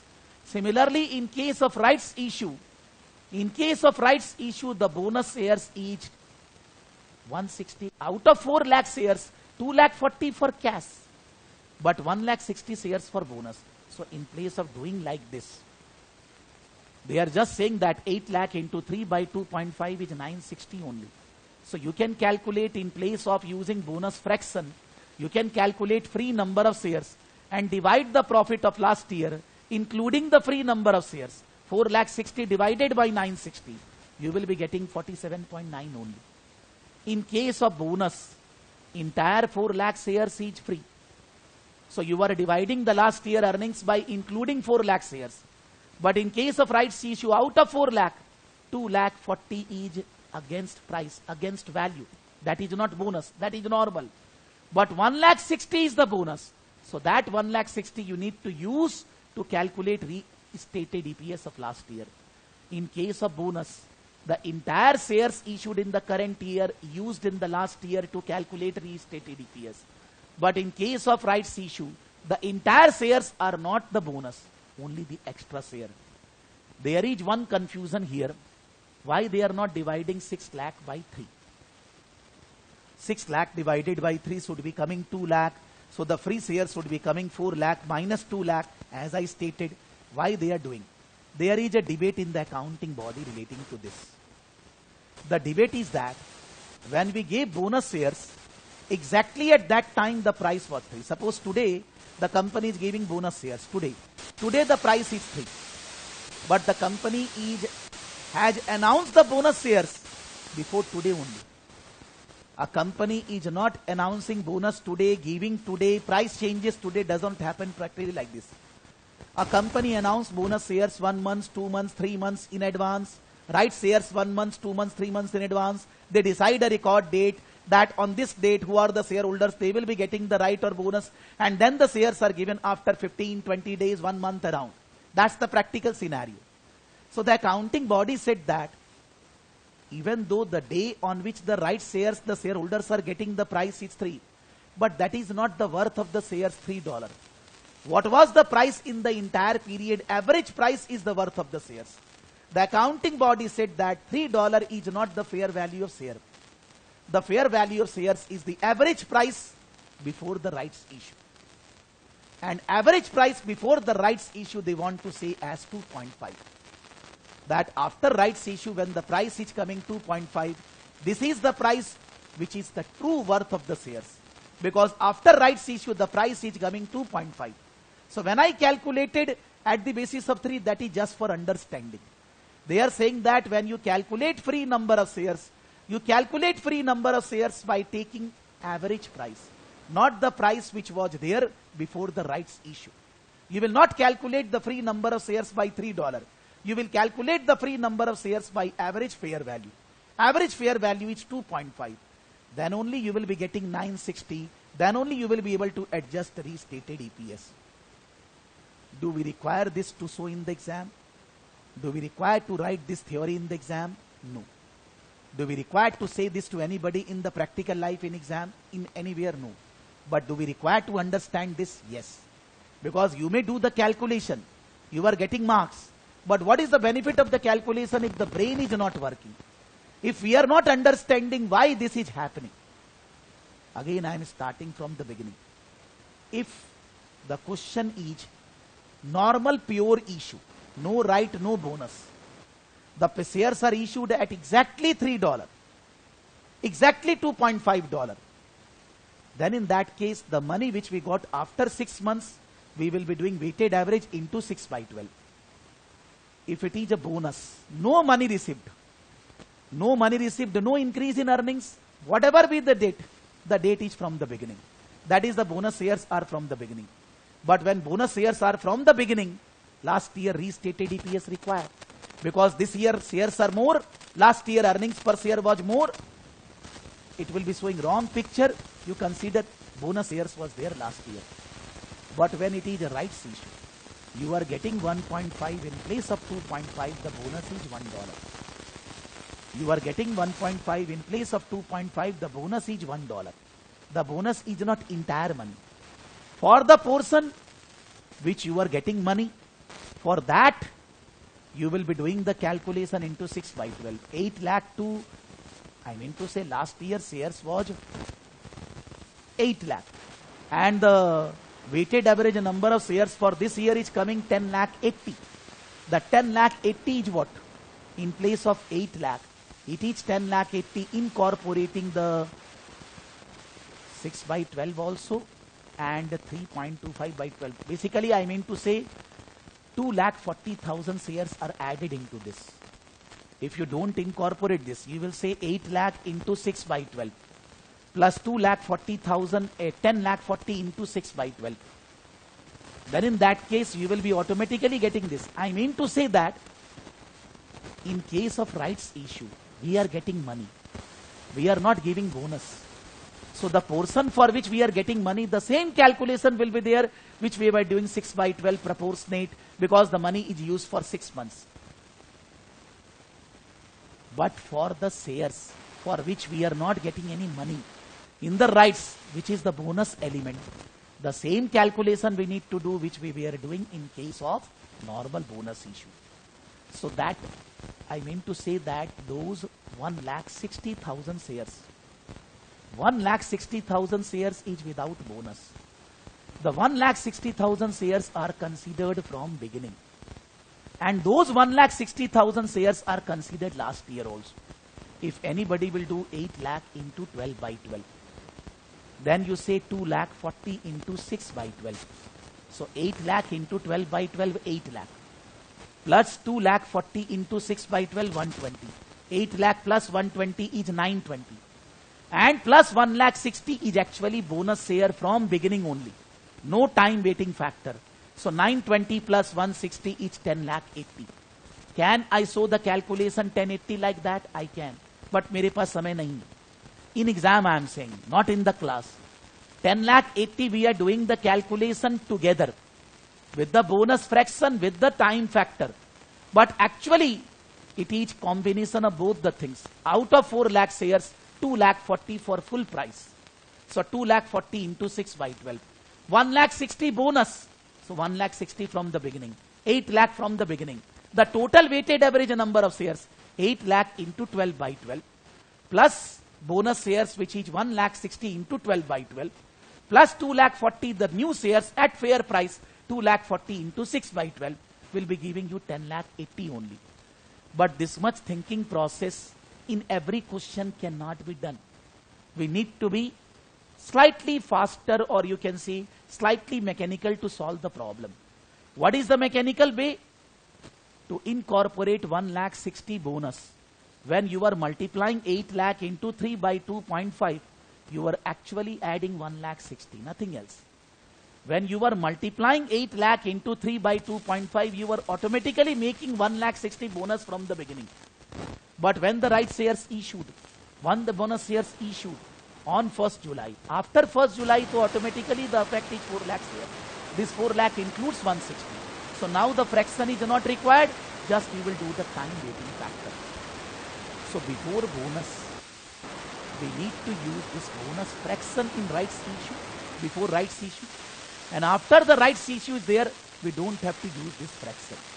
And this is actually nothing, but this is actually incorporating the bonus element in the rights issue in the EPS. And this bonus element need to be adjusted in the last year EPS also to calculate restated EPS. Like in case of bonus, I said 5 by 6, 6 by 5, inverse 5 by 6. Similarly, the fraction is 3 by 2.5, it is 2.5 by 3. In place of doing calculation, so many things, we should be doing shortcut inverse of the bonus fraction in the rights. Bonus fraction is 3 by 2.5, so inverse of bonus fraction 2.5 by 3. Ultimately 57.5 into 8 lakh by 9 lakh 60 we are doing. 57.5 into 8 lakh divided by 9 lakh 60. So what I mean to say, since in the rights some bonus element is included, that should be taken into consideration in calculating EPS, because otherwise the comparison is meaningless. If the bonus is there, because of that the earnings per share gone down. Actually the earnings is not going down. If normal bonus is there, no rights, earning per share lower, but it is not lower. I am having more shares, so we need to do adjustment. Similarly, in the rights issue, there is some bonus element. That bonus element can be incorporated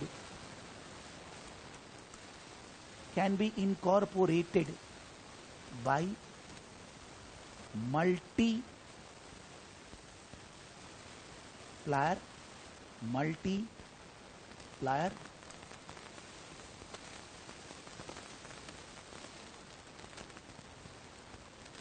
multiplier factor, which can be said as bonus fraction,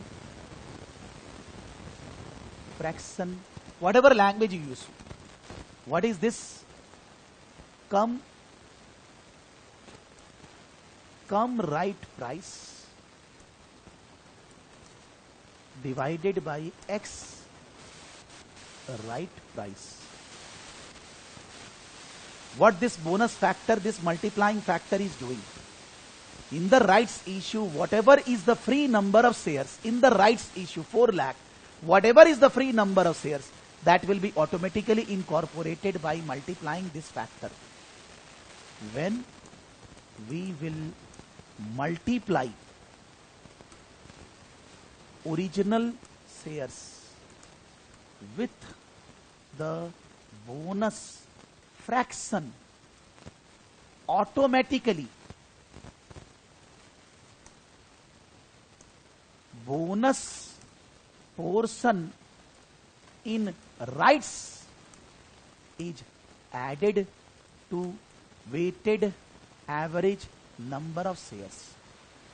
आप उसको separately निकाल सकते हो, but वो separately निकालने की जरूरत नहीं है, बोनस फ्रैक्शन से वो ऑटोमेटिकली हो जाता है.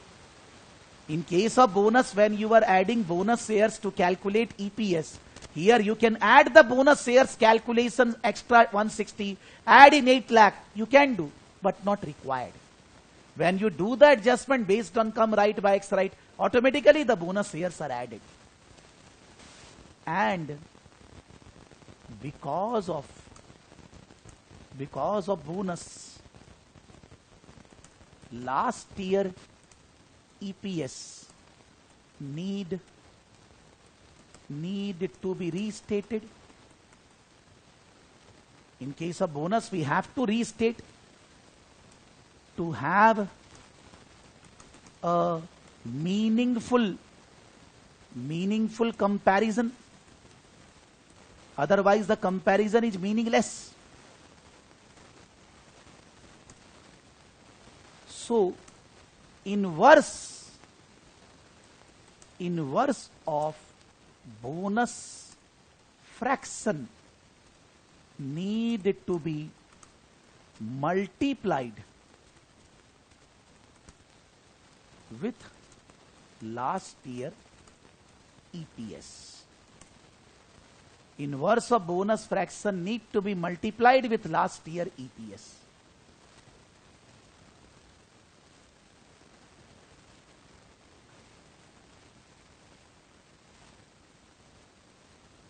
Inverse of bonus fraction need to be multiplied with the last year EPS. This is we should be doing. But why we are doing this? The logic is given. That in the bonus, the number of shares, the right shares are 4 lakh. But you are getting 4 lakh shares money? No. You are getting 2,40,000 shares money. That is free issue, normal issue. But the 1,60,000 you are not getting any money. So for this 1,60,000, the earnings per share is going down in the current year. For comparison purpose, we need to restate the earnings per share of last year with this 1,60,000 shares. And the basis of calculating this is not $3. The basis of calculating this is average price $2.5. There is accounting debate. You can do Google search. There are many still says that we should be doing this calculation based on 3 and the free number of shares should be considered 2 lakh. There are many who say.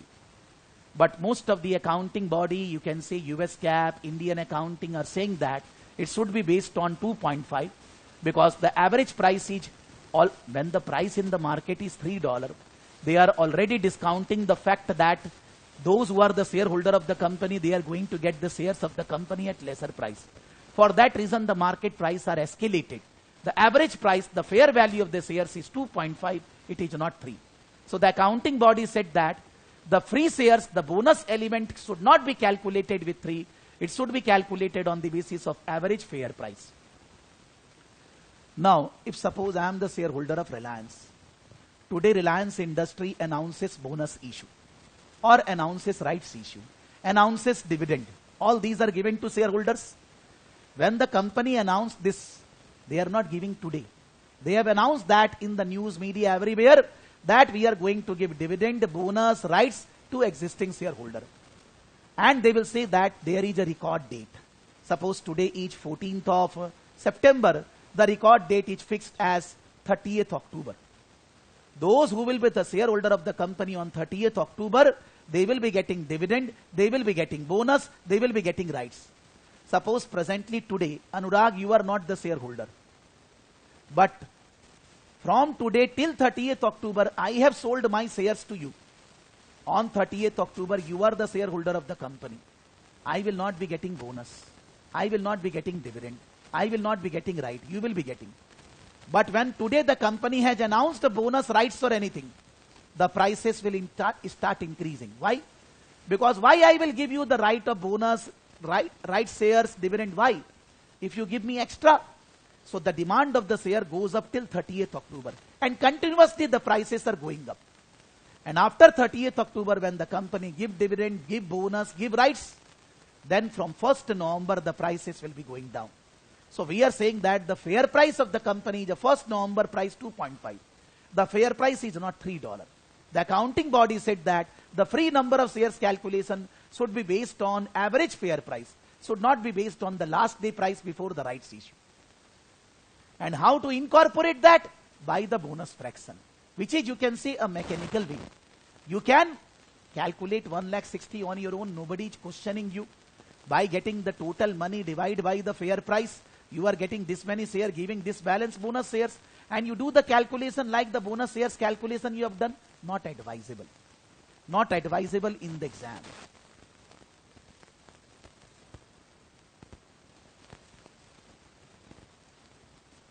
Illustration.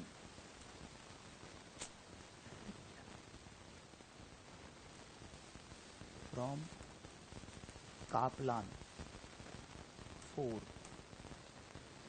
We are saying weighted average number of shares.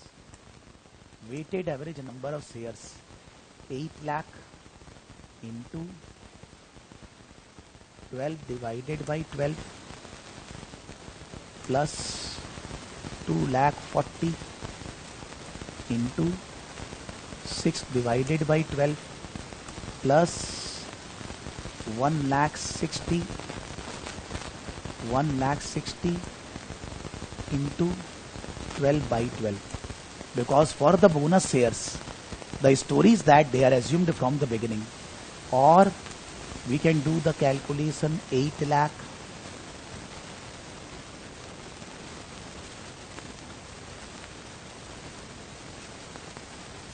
plus 1 lakh 60 into 6 by 12 and then plus it's a 12 lakh into 6 divided by 12. Or we can do the calculation 8 lakh into 3 divided by 2.5, which is actually making it 9 lakh 60 into 6 divided by 12 plus 12 lakh into 6 by 12. All three calculations you can do in exam. Nobody can question you that you are doing wrong. Nobody. But doing this calculation is advisable. Why? Still I have not said. You will understand just after 10-12 minutes. This is advisable. This is advisable. This is first thing which is very easy to understand.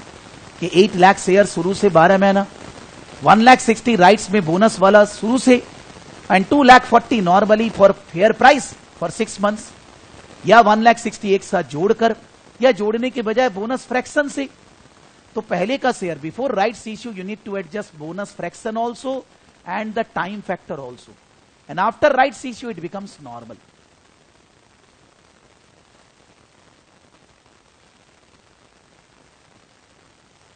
Ultimately, the accounting body wants to say that when the bonus is given to employees as a pure bonus, shareholders as a pure bonus, or given as a part of rights issue, anyway, उससे earnings per share गिरेगा. But the shareholder is having more shares, so उसका total earnings will remain same. So how can we compare last year EPS with the current EPS, current year wrong, current year lower? We need to adjust that bonus element in the last year for a meaningful comparison. Because of this, the bonus and right shares adjustments are like this to calculate EPS. So whether any company listed in India, anywhere in the globe where IFRS is applicable, in US they are following listed companies, all listed companies are bound to calculate EPS, and they will calculate EPS like this only. They are bound to calculate EPS as per the fixed guidelines. So this IAS is not a journal ledger trial balance. This IAS is giving logic for calculation of EPS. Why? Because EPS is a very important factor to analyze the performance of the company, prices, comparison with the other organization, competitor and all that. For that reason, the accounting body made a rule that EPS calculation will be like this. You can't apply any other medium, any other way to calculate EPS. EPS need to be calculated like this only. Still, I am not asking. Is there any other question? You need to still give me some time, please. Just some time. On 31st December 2011, the issued share capital consisted of 40 lakh ordinary shares of 25 cents each. The company's share capital 40 lakh shares of 0.25 share each, face value 0.25. On 1st July, the entity made a rights issue in the proportion of 1:4 at 50 cents per share. On 1st July, for 4 share, 1 right share for 40 lakh, 10 lakh shares. And the shares were quoted immediately before the issue at $1. Before the rights issue, the price was $1. Its trading results for 2 years were as follows. So the calculation of basic EPS to be presented in the financial statement year ended 31st December 2012, including comparative. If I will calculate here the bonus fraction, rights fraction, multiplier, whatever, 4 share value before the rights issue 4 into 1 4, and 1 right share price is 1 into 0.5 0.5. So 4 into 1 4, 1 into 0.5 divided by 5, 4.5 divided by 5. So what is coming the X right price? For every 4 share, company is giving 1 right share. So 4 share price 4 into 1 plus 1 right share price 1 into 0.5. Total 4.5 divided by 5 it is coming 0.9. So the bonus fraction, rights fraction is coming 1 by 0.9. Bonus fraction or rights fraction is coming 1 by 0.9. Now, if we go with the straight cut, the way we will be doing in the exam, up till 6 months in the current year, the company has 40 lakh, I am taking 40,000, 4,000, I am excluding laddus. For first 6 months, 4,000 into bonus fraction 1 by 0.9 into 6 by 12. I am doing the calculation like this. In place of 8 lakh, it is 4,000. In place of 3 by 2.5, 1 by 0.9, is still 6 months, 6 by 12. Plus, after rights issue, the number of shares will become 5,000. 4,000 into 1 by 4, 5,000. Now the bonus fraction, rights fraction gone, and the further 6 months are left. So it will be coming 4,000 into 1 by 0.9 into 6 by 12 plus 5,000 into 6 by 12. It is coming 4,000 into 1 by 0.9 for the bonus fraction into 6 by 12 before rights issue up till July plus 5,000, now rights fraction gone, into 6 by 12 for next 6 months. How much it will come? If anybody is doing the calculation, 4,000 into 1 by 0.9 plus 6 by, into 6 by 12 plus 5,000 into 6 by 12, it is coming 4722. 4722 in this way. If we want to calculate like this or like this, then we need to calculate free shares. For free shares, company is getting on 1,000. Company is getting on 1,000 new shares, 1,000 into 0.5. Company is getting on 1,000 shares, 1,000 into 0.5. But for that much money, company should be issuing divided by 0.9 because the average fair price is coming 0.9. So 4,000 into 1 divided by 0.9. How many free shares are coming? How many shares we should be giving? 1,000, not 4,000. 1,000 into 1. 1,000 into 0.5 divided by 0.9. How many free shares? 1,000 shares we are giving. We are charging on 1,000 shares into 0.5, 500. But for those 500, how many shares we should be giving? 500 divided by 0.9. How much? Like here, we are issuing 4 lakh shares at the rate of 1.56 lakh. For $6 lakh, how many shares we should be giving? 6 lakh divided by 2.5, that is 240. Similarly, in this example, we are giving 1,000 shares with excluding laddus. We are giving at 0.5, 500. Divided by 0.9, how many shares we should have given? How many shares we should have given? 1,000 into 0.5 divided by 0.9. How many shares we should have given? 555. But we have given 1,000. So what is the bonus element? What is the bonus shares? 445. Out of 1,000, we should have given 555 shares. So 445 bonus. If I will do the calculation, 4,000 plus 445, the whole thing into 6 by 12. 4,000 plus 445, the whole thing into 6 by 12. Plus, after bonus, it becomes 5,000, 5,000 into 6 by 12. I will get same. 4,000 plus 445, the whole thing into 6 by 12. And then plus 5,000 into 6 by 12. It will be giving me that only.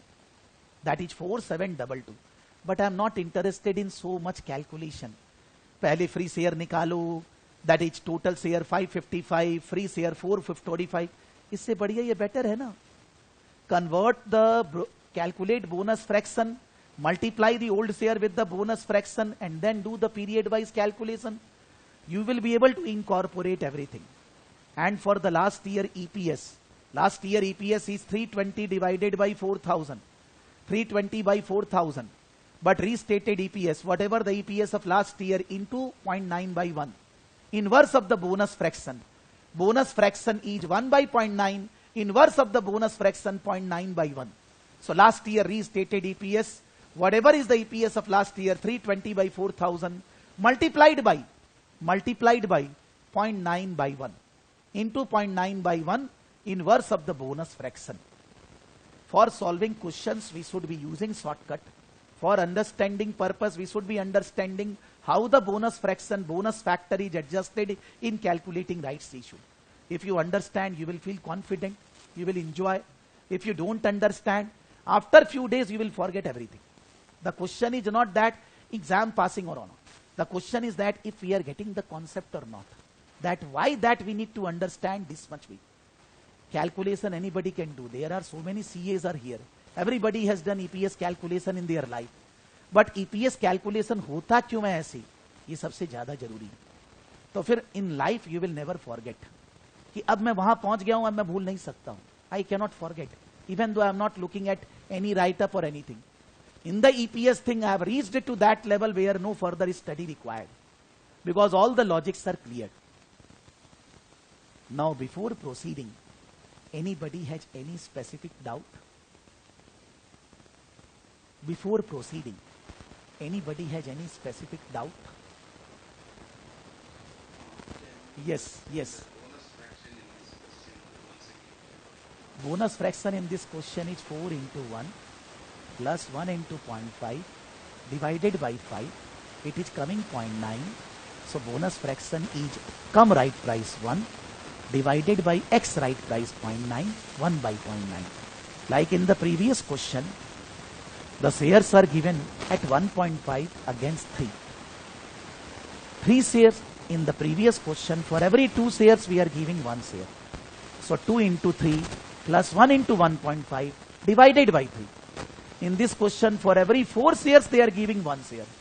So 4 share value is 4 into 1 plus 1 into 0.5. The whole thing divided by 5, giving you 0.9. So 1 by 0.9 is the bonus fraction. Anybody has any specific doubt? Anything to ask? Any specific question?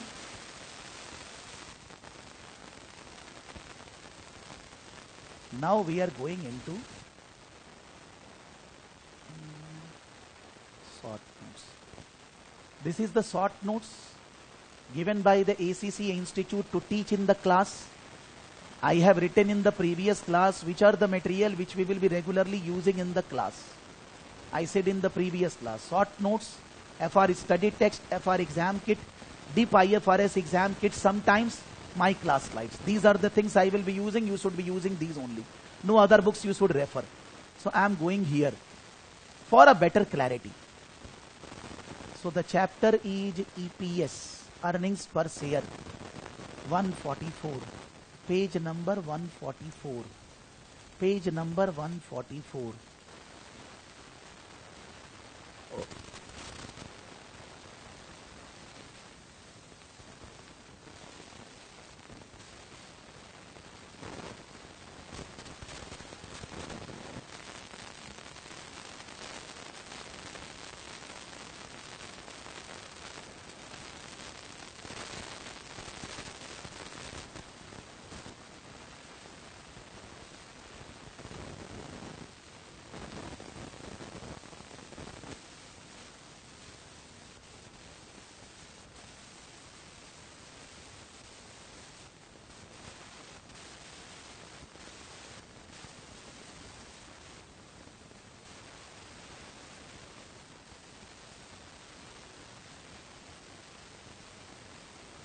One second.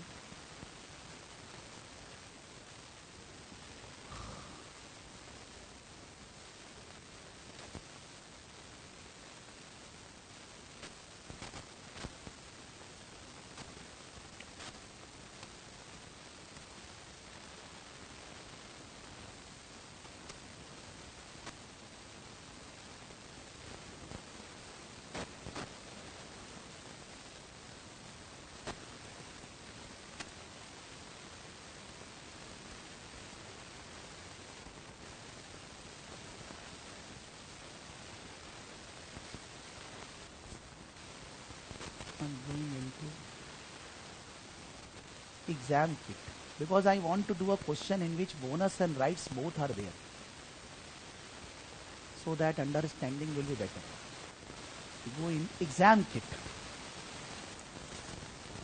In the exam kit, EPS. IS 33. The question number 301 to 305.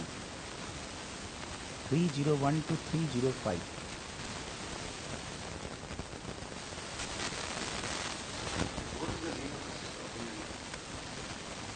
All these documents are these only, which I have written in the previous class slides, these only. Sometimes I am opening this, sometime this, sometime this, sometime this. There are so many books given, but I have advised all of you that you should be referring this only. The other books are given just for seeing. No use. But the student will say, मेरे को ये नहीं मिला, वो नहीं मिला, ले भाई सब ले भाई. That way. 30. This is exam kit I am using. I want to go in question number 305. 305. 305. 305. This one, 301 to 305. 5 questions. Maybe something in this question which we have not studied, but something will be there which we have studied. The profit after tax for B Limited for the year ended 31st September 2017 was 15 million. The company's profit after tax is 15 million for 30th September. Year ending is September. At 1st October 2016, 1 year back, B Limited had in issue 36 million equity shares. On 1st January 2017, B made a fully subscribed rights issue of 1 new shares for every 4 shares held at a price of 2.8. The company gave a right issue on 1st January 17, 1 new shares for every 4 shares held. And earlier there was 36 million shares. Okay. The market price of the shares immediately before the issue was 3.8. The profit after tax for C Limited was 30 million. For the year ended 30th September, 15 million. Again they are writing, they have written already. At 1st October 2016, C had in issue 43.25 million equity shares. Oh, this is other company. Kya? 1 second. Cabot. Oh, the first paragraph is about another company, Barsteed. The second is about C Limited. But the profit is same. On 1st October, the C Limited has 43.25 million shares, 10 million convertible loan notes. We have not discussed convertible loan notes and all that. I am just reading. Which has an effective interest rate 8%. The loan note will mature in 2018 and will be redeemable at par or converted to equity shares. The loan interest. We will not be doing the second paragraph calculation now because we have not discussed. The profit after tax of third company, D Limited, 12 million. On 1st October, D Limited has 34 million shares. On 1st February, D Limited make a market issue of 3 million at full price. On 1st July, D Limited made a bonus issue of 1 new shares for every 5 shares held. I was interested in this type of question. That in a question maybe bonus and rights, maybe normal issue and bonus, all are there. Because then I will be able to give you or tell you the detail why I am continuously focusing on bonus fraction. Why I am continuously saying that this is advisable. With that calculation we will be able to do. So I am first of all discussing about third paragraph, whatever is the question given. But I am concentrating that we need to calculate EPS in the case of third company. The profit after tax for D company for the year ended 30th September is 12 million. The profit of the company for the year 1st October 16 to 30th September 17 is 12 million. Year ending is 30th September. On 1st October 16, 1 year back, the number of shares were 34 million. On 1st February 2017, D Limited made a market issue of 3 million shares at full price, not a rights issue, normal. On 1st February, how many months later? October, November, December, January, after 4 months.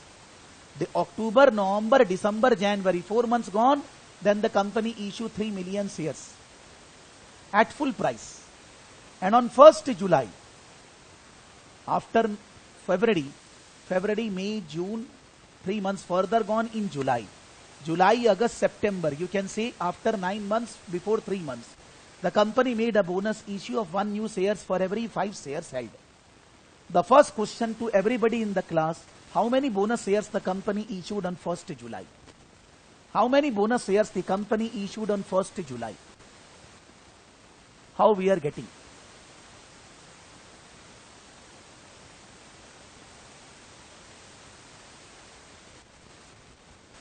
That means you are saying that the bonus shares will not be given to 3 million shareholders.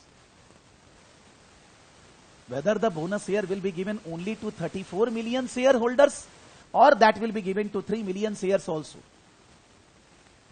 When the bonus is announced, then whatever the shares at that time, everybody has to be given the bonus. Unless and until question says that, sometimes in practical life also, that the bonus on July is only relevant for old shares, they are not relevant for the shares issued during the year. That's other thing. But if the question is silent always, we assume everybody will be getting the bonus. So it is 34 plus 3, 37. 37 into 1 by 5, 7.4 million bonus shares. 34 plus 3, 37 million. 37 into 1 by 5, that is 7.4 million bonus shares. Now, to calculate EPS, the 7.4 million should be treated from the beginning, because bonus shares are not giving any money. There is no investment in the business, so they will be considered from the beginning. But the problem is that in this 7.4, 7 million from the beginning, but 0.4 million will be from 1st February. Why? Because the bonus shares on the shares which are issued against which we have given bonus, those shares were not from the beginning. 3 million shares were not there from the beginning. The 3 million shares started or arises from 1st February after 4 months. So on 3 million, the bonus will also be considered from 1st February only. Is this logical? Is this logical? The bonus on the new shares, the bonus on new share issue will be considered from the date when the new share comes. Because we are saying that on bonus we are not getting any money. The money we got when we issued those shares earlier. Before bonus, the original shareholder when they get. But on original share 3 million, we didn't get the money at 1st October. We got the money at 1st February only. So how can the bonus on something will be arising before that? Bonus to tabhi aayega na jab original share will be there. If original share is not there, how the bonus will come? Bonus will be coming from original share only. So jab original share are issued during the year, the bonus on that will be coming from that time only. So 7.4 is the bonus, but 0.4 bonus will be considered from 1st February, not from 1st October. So I will say that the bonus fraction is how much? The bonus fraction is how much? Bonus fraction for every 5 share company is giving 1 share. So the bonus fraction is 6 by 5. For every 5 share company is giving 1 share. So bonus fraction is 6 by 5. Now I will be doing first of all 34 million into 6 by 5 into 4 by 12. 34 million into 6 by 5 bonus fraction into 4 by 12. Because it is for October, November, December, January. 34 million into 6 by 5 into 4 by 12. After 3 million share issue, it becomes how much? 34 plus 3, 37 million. Now that 37 is still having the bonus element. 34 plus 3, 37 million is still having the bonus element. Still I will do 37 into 6 by 5 into 3 by 12. February, March, April, May, no sorry, 5 months it is coming, 5 months. 37 into 6 by 5 into 5 by 12. You understand that on 34 I have considered for first 4 months also. But on 3 million, I am considering only for the 5 months for which they were there. And then I am calculating after this bonus issue, it becomes 37 plus 7.4, 44.4 million shares. Now the entire bonus fraction gone. Shares are given, rights gone, given. So 44.4 into 3 by 12. Now there is no bonus fraction. For the first 3 months, 4 months, 34 into 6 by 5, 34 into 6 by 5, into 4 by 12. Then next 5 months, 37 into 6 by 5, into 5 by 12. And then the last 3 months, it is 44.4 into 3 by 12. Whatever will be coming. If I will not do calculation like this, then first of all, last year restated EPS will be what? Into 5 by 6. Whatever is the EPS of last year into 5 by 6. That will not be coming. And if I will consider so many things, 34 million into 12 by 12 from the beginning, and by mistake I am doing 7.4 million into 12 by 12. Laddu. I need to do 7 million on 34 million into 12 by 12. 3 million into 8 by 12. Then on 3 million bonus share 0.4 into 8 by 12. And then you can say nothing. If I will be doing the calculation the way you all were liking, then in that case it is 34 into 12 by 12. Plus on 34 bonus is 7 million into 12 by 12. Then on 3 million into 8 by 12. And on 3 million bonus 0.4 million into 8 by 12. So where I need to concentrate that kahan par mere ko 12 by 12 ye sab karna hai. And if I am going from the beginning the way the changes are happening, with the time factor, with the bonus or rights factor, whatever is there. With the time factor, when the shares are changing, the time factor adjusted. And till the time the bonus and rights are not coming, the bonus fraction or the rights fraction are adjusted. So if I will be doing 34 into 6 by 5 into 4 by 12 plus change in the share 37 into 6 by 5 into 5 by 12. Now everything done. 44.4 shares now into 3 by 12. It will be giving me weighted average number of shares. You can do calculation the way you like. There is no problem. But you will find that when the question involves rights, bonus, normal issue together, when you do the calculation like this, you are actually becoming very fast. If you are doing the calculation like this, what we discussed in the previous class, 12 by 12, definitely you will be doing silly mistake. Maybe bonus share you are considering from the beginning, some here, there, months. When you go on changing the figures, the way they are changing, it will be better. You can say that. Suppose in the Kaplan study text, they are making columns. Shares, fraction, time factor, value. Whenever the shares are changing, if suppose there is a big question,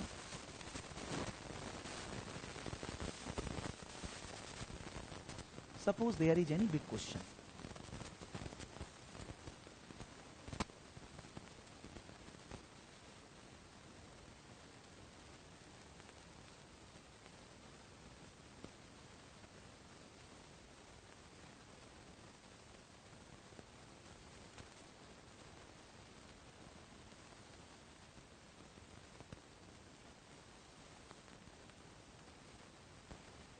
Maybe big question are given in test for understanding only, or I will say that the question which we are discussing,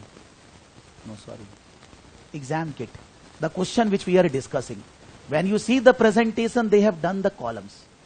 Now in case of IFRS exam, the calculation need to be shown. When you follow the calculation column wise, that this number, bonus, time, you will be able to save your time. In the last column, you will be multiplying, all are working with the Excel shortcut.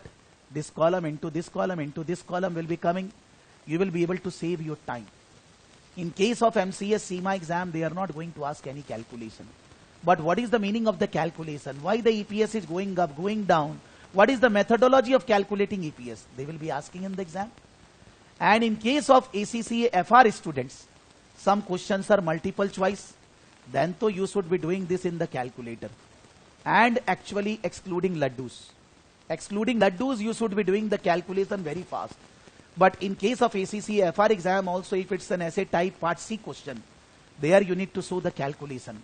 There I will advise, if you follow this presentation, you will feel comfortable also and faster also when you do follow this calculation.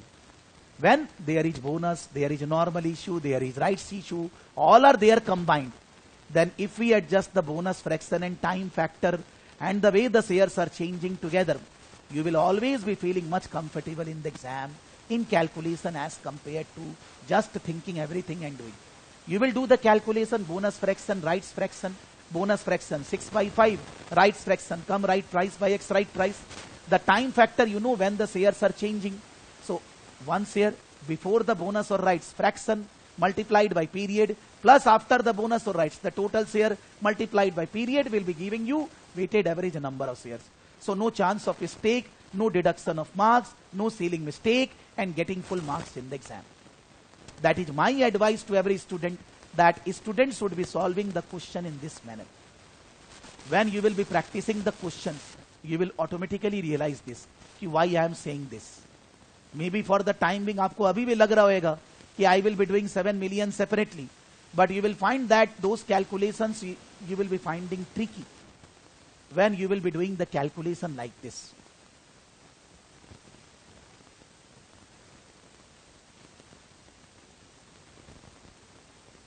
So that is, you can see the adjustments of bonus, the adjustment of rights, the adjustment of full price issue in calculating weighted average number of shares.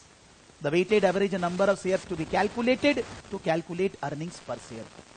Up till now, anybody has any specific question? Anything to ask?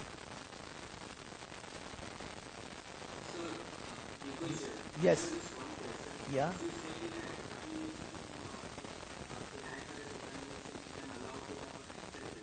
Uh-huh.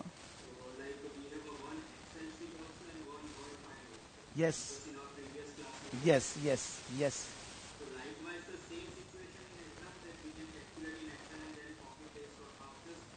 We will just show the calculation in Excel.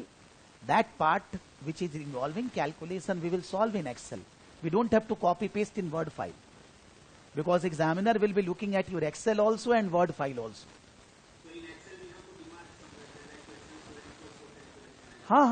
Suppose, like in the previous class, one second. Suppose, yeah. In CMA exams, what is the question that you ask? Because Excel says they will not ask us to solve the Because in CMA exams, it's you can say in simple language theoretical exam.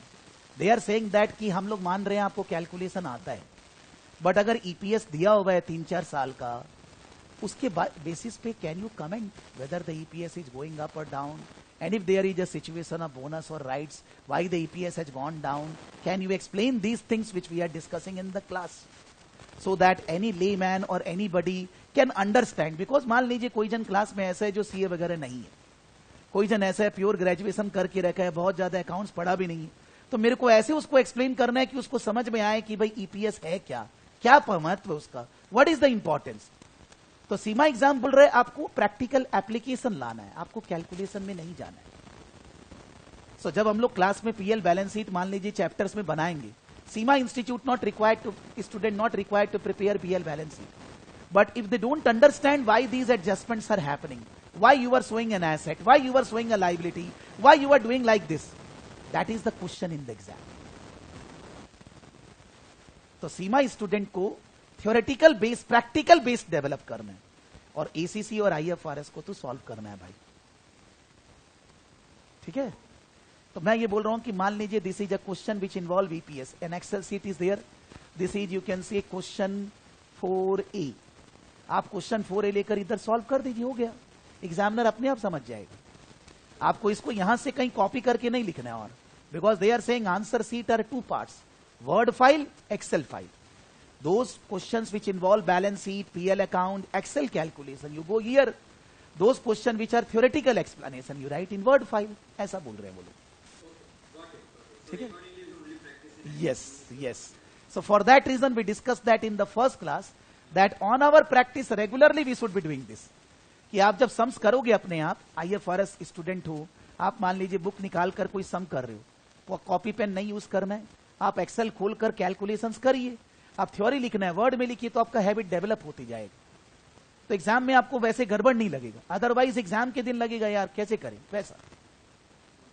ठीक है ना. या thank you. Shriram, do you want? Yes.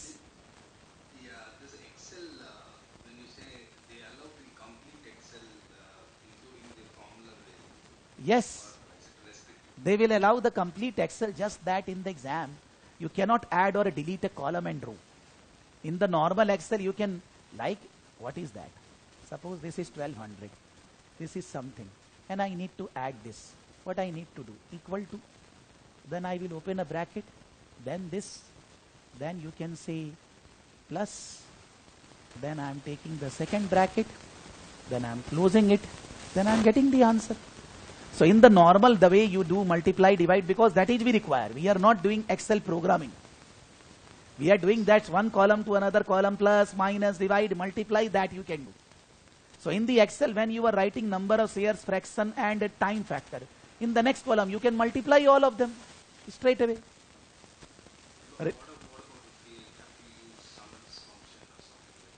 That is also there. For this also, there is a video I have uploaded on YouTube. I am again pasting that video in the class slides so that you don't have to search. That video everybody should see. That what you can do in exam. That is around 1.5 hours. I am saying for exam purpose external functionality. Maybe it's another subject, but ultimately my objective is to show you that in exam what you can do in Excel, NPV, IRR, everything. All calculation can be done. And in the last class, when I taken to the institute website, on the left hand side in the exam platform, you will see formulas. There they have written all the Excel shortcuts to the students. Financial, 1 second.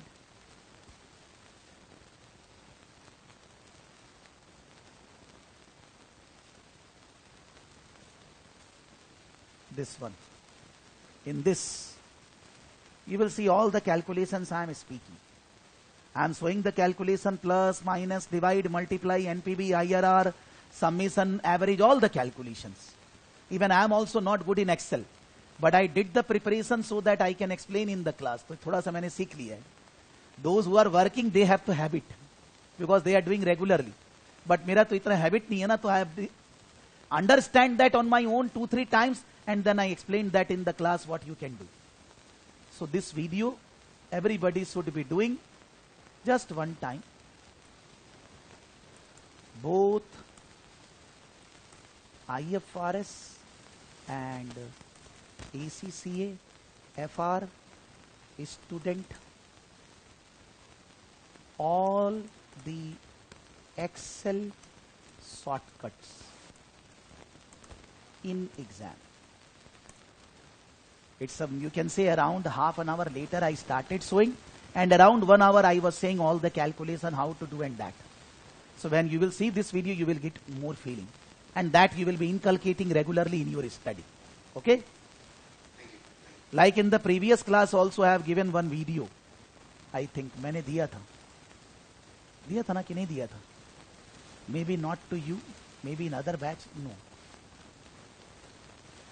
This is a video. In every class, when the common videos are there which will be relevant for the student, I have given the link of the video. So when you refer the class slides, you don't have to search which video I should refer. These are just for general knowledge. Okay? So this class, we will get the recording of that. I said this also in the previous class. Again I am showing there. Ki you will study on your own. This is a study pattern. You can see the recordings in our software, not in YouTube.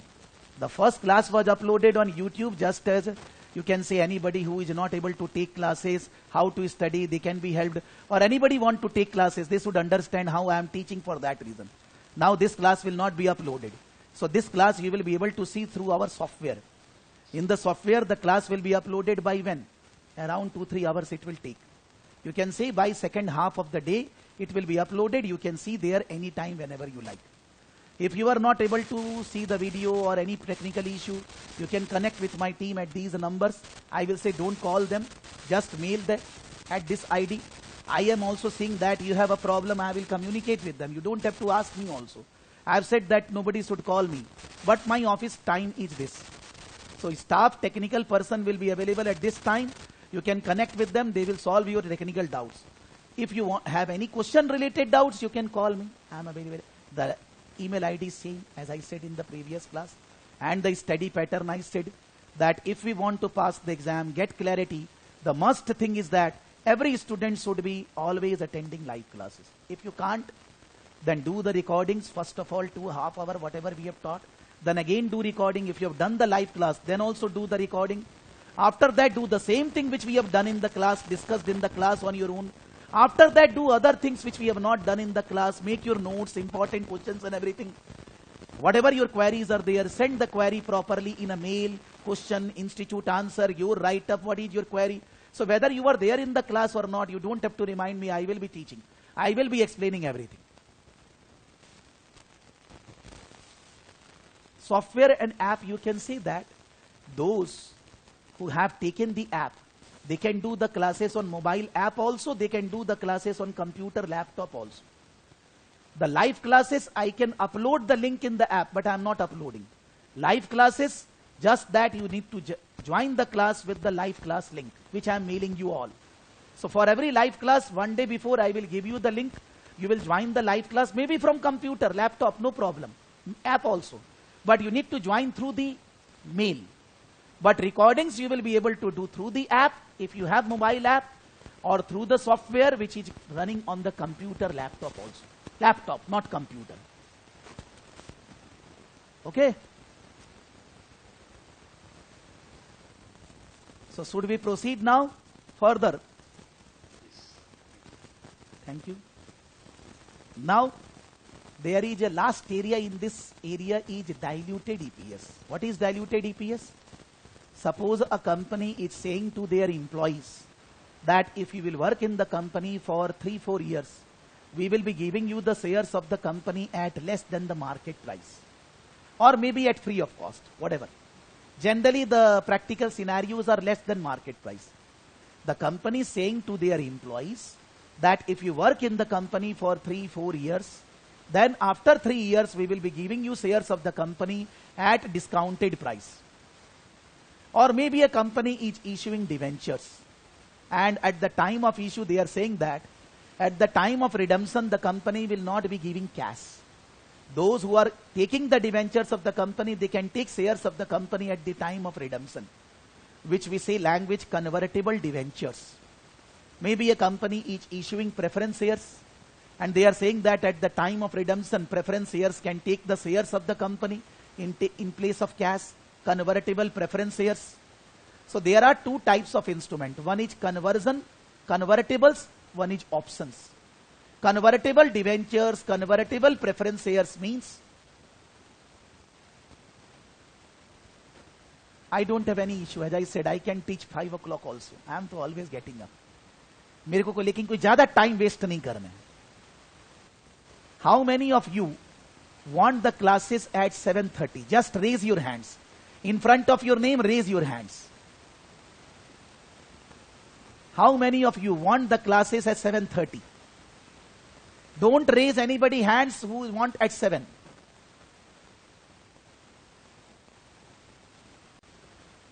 How many of you want the classes at 7:30? No here. महारानवा अपने नाम के सामने. I want to go with the majority. I don't have an issue. तो अभी तक raise hands तो केवल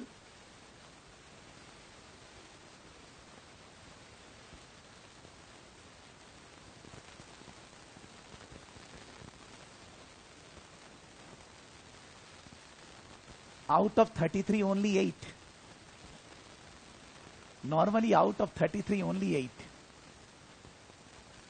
Then in that case it is better that we keep the class at 7 because we should go with the majority. How many of you wants the classes at 7 a.m.?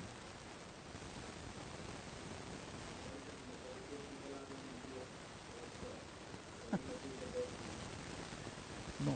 Actually, those who are in India, उन लोग का office भी तो है ना यार. तो अगर ऑफिस वाले को थोड़ा ऑफिस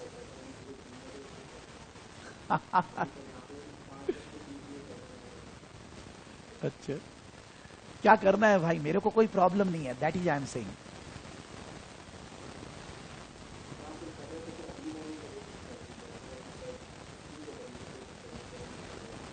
आधे घंटा सर मैनेज कर लेंगे यार, सॉरी यार, चलेगा? ठीक है. So we are keeping from next class at 7. Just finish this discussion, otherwise time बर्बाद होती रहेगा यार. ठीक है. We will keep one the next class at 7. Okay. Those who are from India they can get up at half an hour earlier. जो लोग बाहर से है ना, उनको ही थोड़ा ज्यादा तकलीफ होगा, दुबई से हाफ एन आवर और जल्दी यार. That's the problem. Okay. So I am saying that there are convertibles. Convertible means debentures, preference shares at the time of redemption will not be given cash. They will be given shares of the company. Not now. After 2 years, 3 years, 4 years, 5 years, 10 years down the road. Or maybe I can say that there are employees who have been said by the company that if you work in the company for 2-3 years, if the company's profit becomes double, if the revenue goes up, then we will be giving you shares at less than the market price. Or maybe there is one more story there. A company issued debentures with warrant.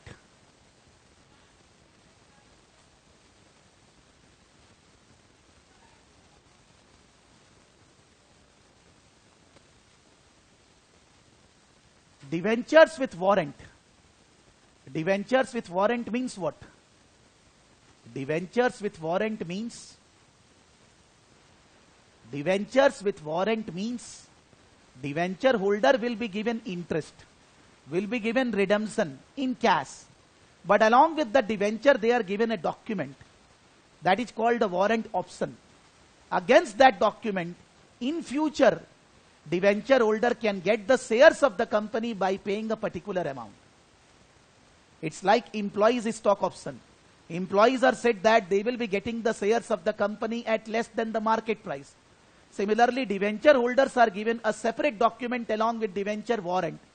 Against that warrant, they can take the shares of the company in future by paying less than the market price. One is convertible debenture. Convertible debenture means not warrant. The debenture holder at the time of redemption will be given shares of the company. Against cash, they will be given shares. But debenture with warrant means against warrant, the debenture holder need to pay cash for buying shares of the company at less than the market price.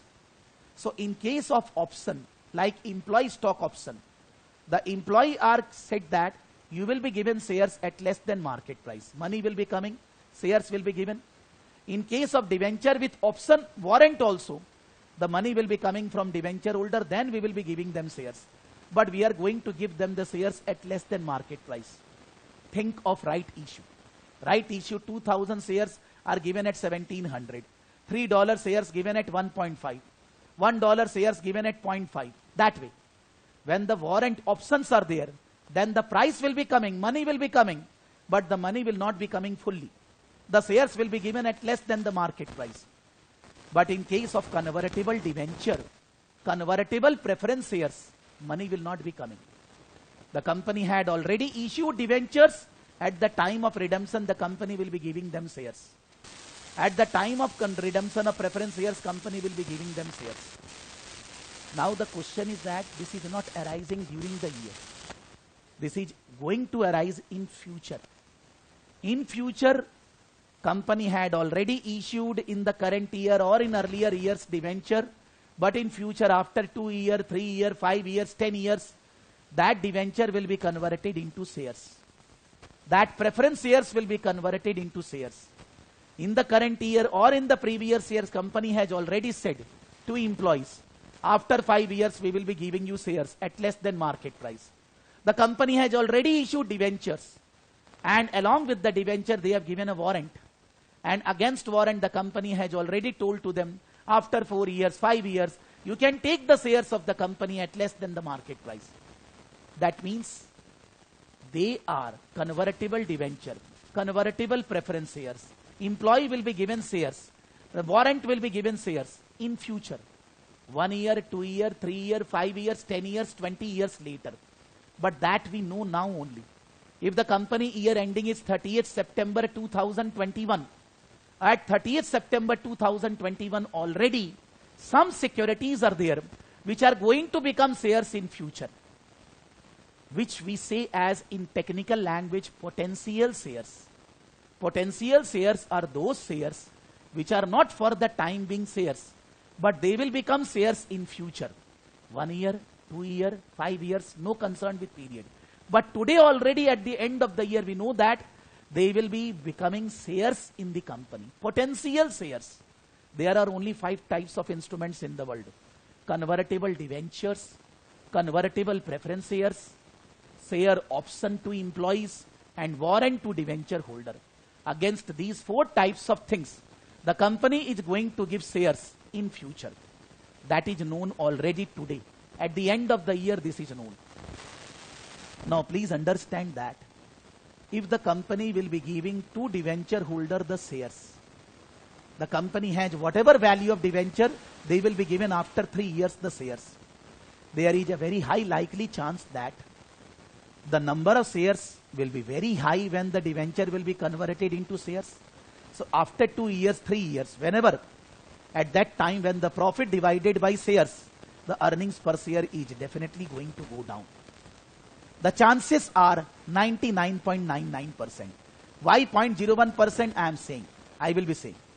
But normally if the preference shares, if the debentures which are convertible into shares, when they will be given shares, at that time the denominator number of shares will be very high. Numerator will not be having any effect. Why? Because we are not going to get any money. We are not going to increase our earnings by investing in the business. Just that the denominator will increase. So earnings per share is going to go down. If we are going to give employee shares at less than the market price is 2,000. Reliance is giving shares at 1,200. So actually, the number of shares are increasing in a large proportion. Right shares. You are giving right shares 1.5, but the price is $3. So actually there is bonus element. Here the bonus element is not arises, it will arise. When the employees are going to be given shares at less than the market price, when against warrant the debenture holder will be given shares at less than the market price, then there is increase in the number of shares disproportionately. The money will be coming only 50%, 60%. That will increase our earnings. But the number of shares are increasing by 100%. So there is definitely going to be decrease in the earnings per share.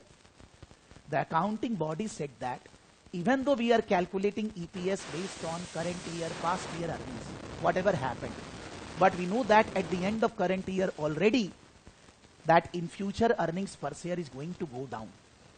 Already. We don't know what will be the earnings in 2022, 23. I don't know. Nobody knows.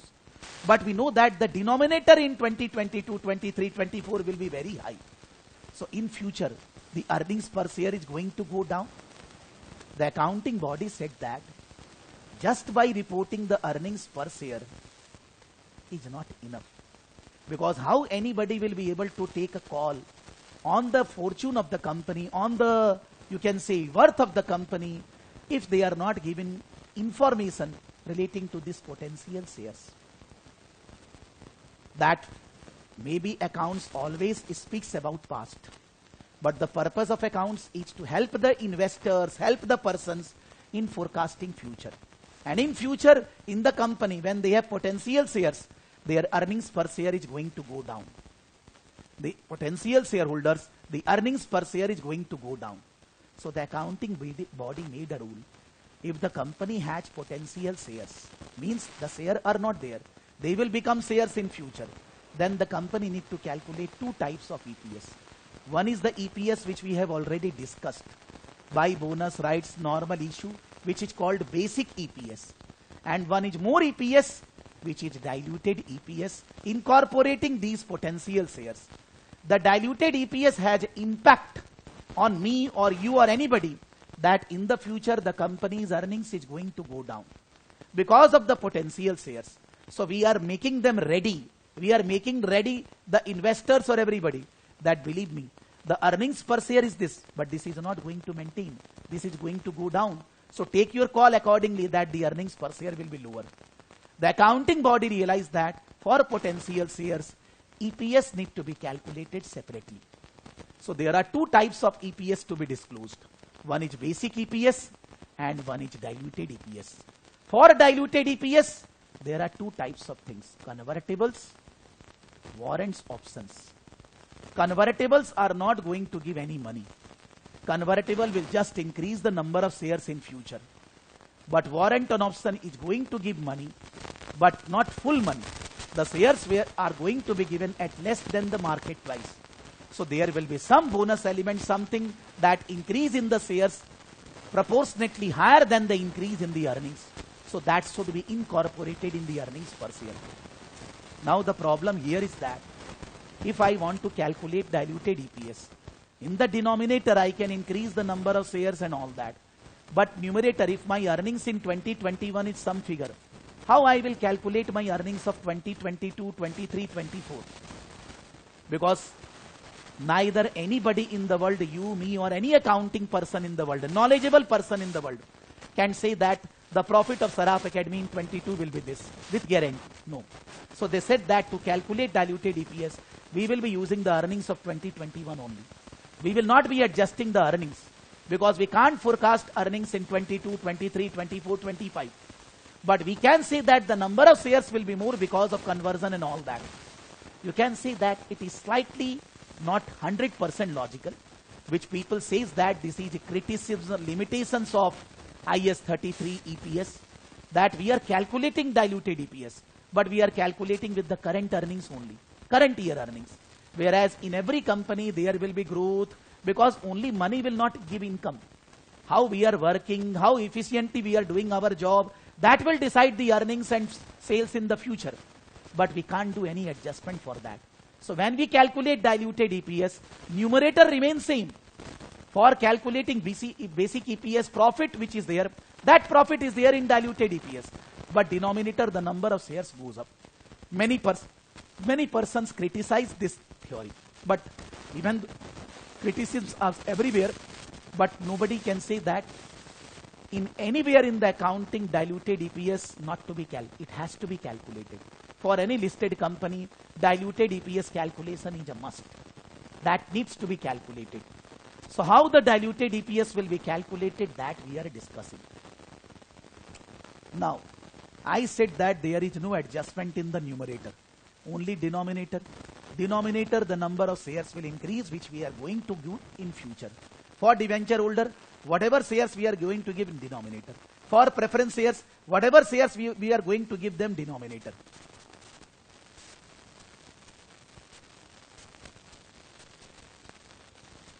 एक बार मेरे को बोल लेने दीजिए महारानवा, फिर चालू हो गए, बिकॉज मेरे को खत्म नहीं करने से आपका क्वेश्चन फिर रिदम ब्रेक हो जाएगा. मैं एक सेकंड में सारी बातें कैसे बोलूं, कैसे? So wait, when I will ask, is there any question at that time, Maharanva, you will say no question. Believe me. लेकिन मेरे को आपको समय देना पड़ेगा. Now, if presently the debentures are there, presently they have not been given shares, they are going to be given shares after 1 year, 2 years, 5 years, 10 years. So presently on debenture we are paying interest, or on the preference shares we are paying dividend. So when in future, after 1 to 5 years, when they will be converted into shares, we don't have to pay interest, we don't have to pay dividend. Our present earnings is after deducting interest, after deducting preference dividend. But in future, there will not be any interest, there will not be any preference dividend, you know. So in future, the earnings will be more, but the effect of denominator will be very high as compared to increase in earnings. For that reason, I said 99.99%. Suppose when you are giving them the shares, current earnings, after deducting interest, you are adding interest. Denominator, number of shares plus the debenture which will be given shares.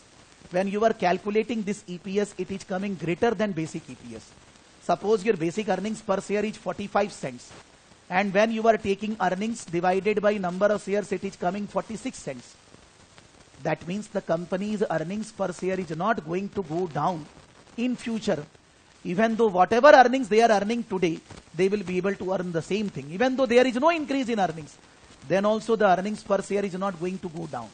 It happens out of 100, more than 0.1% chance. But it may. Then in that case, we don't calculate diluted EPS. Then in that case, we will say diluted EPS is basic EPS only. 45 cents only. This has to be lower than the basic EPS. If the basic EPS is 45 cents, this should be 44, 43, 40 cents. Diluted means reduction. So diluted EPS calculation is required when there is a reduction. When there is no reduction in EPS, diluted EPS is not there. Basic EPS is diluted EPS. So normally whenever you solve any problem in exam, in practical life, you will find that numerator is increasing by 1%, 2%, but denominator is increasing by 20%, 30%. So obviously the EPS will be going down. But if the EPS is going up, there is no diluted EPS. So numerator, if the debenture or preference shares will be converted into shares, you will not be required to pay interest and dividend, that you add. And in the denominator, you need to add the number of shares, so that you will get diluted EPS. But if it is a case of employee being given shares, will be given shares at less than market price. Or I will say that against warrant, the debenture holder will be given shares at less than market price. In that case, you will calculate free shares the way we discussed 1,60,000 in case of rights. 4 lakh shares given, for the money 6 lakh, we should be giving them 240, the extra shares 160, this 160 you will be coming in denominator. Numerator you will not do anything, because of the free shares there is no money, there is no increase in earnings. So for warrant or option, definitely the diluted EPS will be lower, because the numerator is remaining earnings only. This part is not there in numerator, and in denominator more number of shares, so will be going down. So in case of employee stock option, debenture with warrant option, always EPS will be lower, always diluted EPS is required. But in case of convertible debenture, convertible preference shares, maybe EPS is not going down, going up. In that case, EPS may be higher, maybe. We need to check in case of debenture and preference share convertible, but we don't have to check in case of warrant and options. Now, as Maharanva is saying, or anybody will say, whenever the company will say that debenture holder can take shares of at the time of redemption, can take. Company cannot compulsion them that you have to take shares. Whenever the company is saying to employees that later on you can take shares of the company at lesser price, company cannot force them. It's upon them whether they want to take shares. These all are called in simple language, in finance language, option. Convertible option, convertible debenture option, convertible preference share option, employee stock option, warrant option, all are option. That means the person to whom you are saying this, you cannot bound that person. You cannot bound that person. Maybe at the time of redemption, the debenture holder will say, I will take cash, I will not take shares. The employee will say, I will not take shares. Even though they are offered at less price, I am not interested. But when we calculate diluted EPS, we are thinking worst. We are doing the calculation based on worst scenario. Worst scenario means what? We are assuming that everybody will go for shares. Every employee will go for shares. And if the shares are different, because in case of conversion, they say that if you take conversion shares after 2 years, this many shares. After 3 years, more shares. After 4 years, more shares. If you take conversion later, more shares. We will assume while calculating diluted EPS, maximum number of shares need to be given. Why? Because anyhow, when we are calculating diluted EPS, why we are calculating? That in future earnings per share is going to go down. Even we are not using the future earnings, current earnings only. But we are saying that in the future it is going to go down. So what is going to be the worst effect of dilution? What is going to be the worst effect of potential shares, that we need to calculate. So maybe actually the debenture holder will not take shares, they will take cash. No concern with that. The accounting body said that we need to calculate diluted EPS considering worst scenario. कि खराब से खराब अगर 21 September में we are saying this is basic EPS, the worst diluted EPS is this. The worst cannot happen beyond this. And after considering the worst, you need to take your call कि मेरे को पैसे लगाने हैं, share खरीदना है, loan देना है, क्या करना है. So whether actually the person will take shares or not doesn't matter. Because actually वो पता लगाया जा भी नहीं सकता. Nobody can forecast कि at the time of conversion whether they will take shares or not. But while calculating diluted EPS, worst scenario is thought that सब कोई शेयर लेंगे, ज्यादा से ज्यादा शेयर लेंगे. So खराब से खराब, worst to worst, what is going to be the adverse effect on the earnings per share? So they are giving an example. On 1st April 2011, an entity issued a convertible loan note of 12,50,000, 1st April. The company issued debentures. Loan notes means debentures. The loan note carries an effective interest rate of 8%. On 12,50,000, company will be paying 8% interest. Each $100 nominal value of loan stock will be converted in 2016, 17, 18, 19, any time into the number of ordinary shares set out below. If the debenture holder will take shares in 16 December, then they will be given 124 shares. If they will be taking shares on 31st December 2017, then they will be given 120 shares and so on. For every one debenture, $100 debenture, they will be given this many shares. Now maybe somebody, Maharanwa, will be taking shares in 16, I am taking in 17, somebody is taking in 18, marji.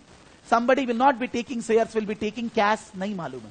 But worst to worst kya hoga? Everybody will be taking 124 shares, worst. Up to 2016, that is by end of 2016, the maximum number of shares issuable after the end of the financial year will be at the rate of 124 per 100. That is 12,50,000 divided by 100 into 124. $12,50,000, one debenture value 100 divided by 100 number of debenture. For every debenture 124 share worst. So into 124 is giving you 15,50,000 shares. With 40 lakh already in issue, the total share after the conversion of debenture worst is going to be 55,50,000. In the diluted EPS calculation, always assume that the maximum possible number of shares will be issued. हो सकता है कि nobody will take shares, everybody take cash. हो सकता है they take 110 shares. No. When we are standing at the year end, we will think worst.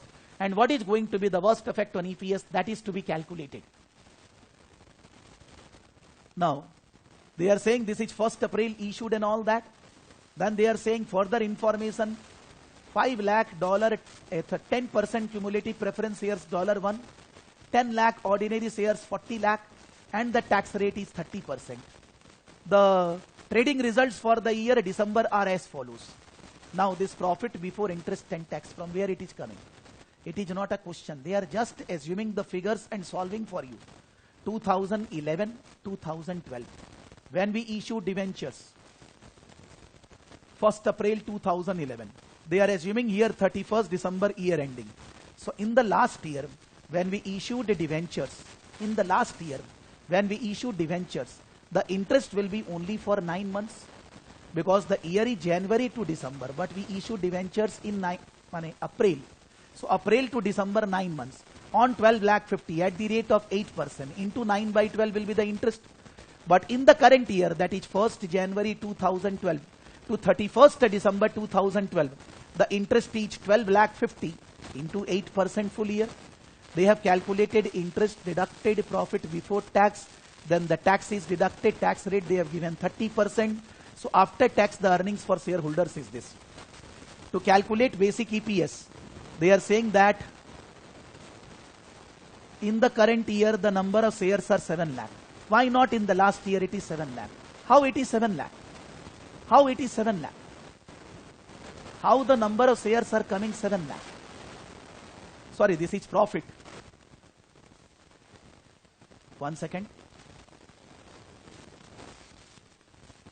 Calculation of this is they are giving as profit before interest and tax, 7 lakh. And then they are deducting preference dividend, because in the question it is given preference shares each 5 lakh into 10%, 50,000. So preference dividend 50,000, shareholders earning this. This is divided by number of shares 7 lakh. This is divided by number of shares. Number of shares they are saying 40 lakh shares. With the 40 lakh they are dividing, they are getting earnings per share. What is this 40 lakh? This 40 lakh is this. Why they are not considering this 15, 50 and all that? Why?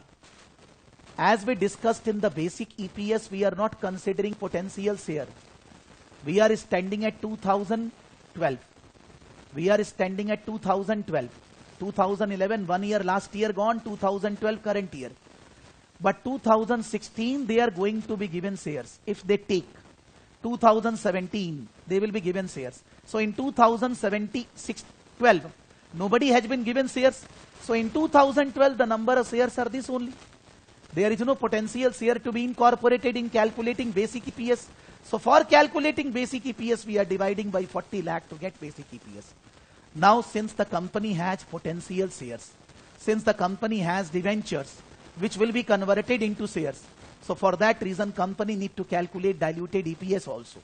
And that diluted EPS will be relevant if the earnings per share is going to be lower than this, lower than 16.3 and 14.8. For that, in 2016, when the debenture will be converted into shares, in 2016, when the debenture will be converted into shares, whether there will be any interest payment? No. Because when the debenture will be given shares, no interest. So the profit will increase by the interest portion.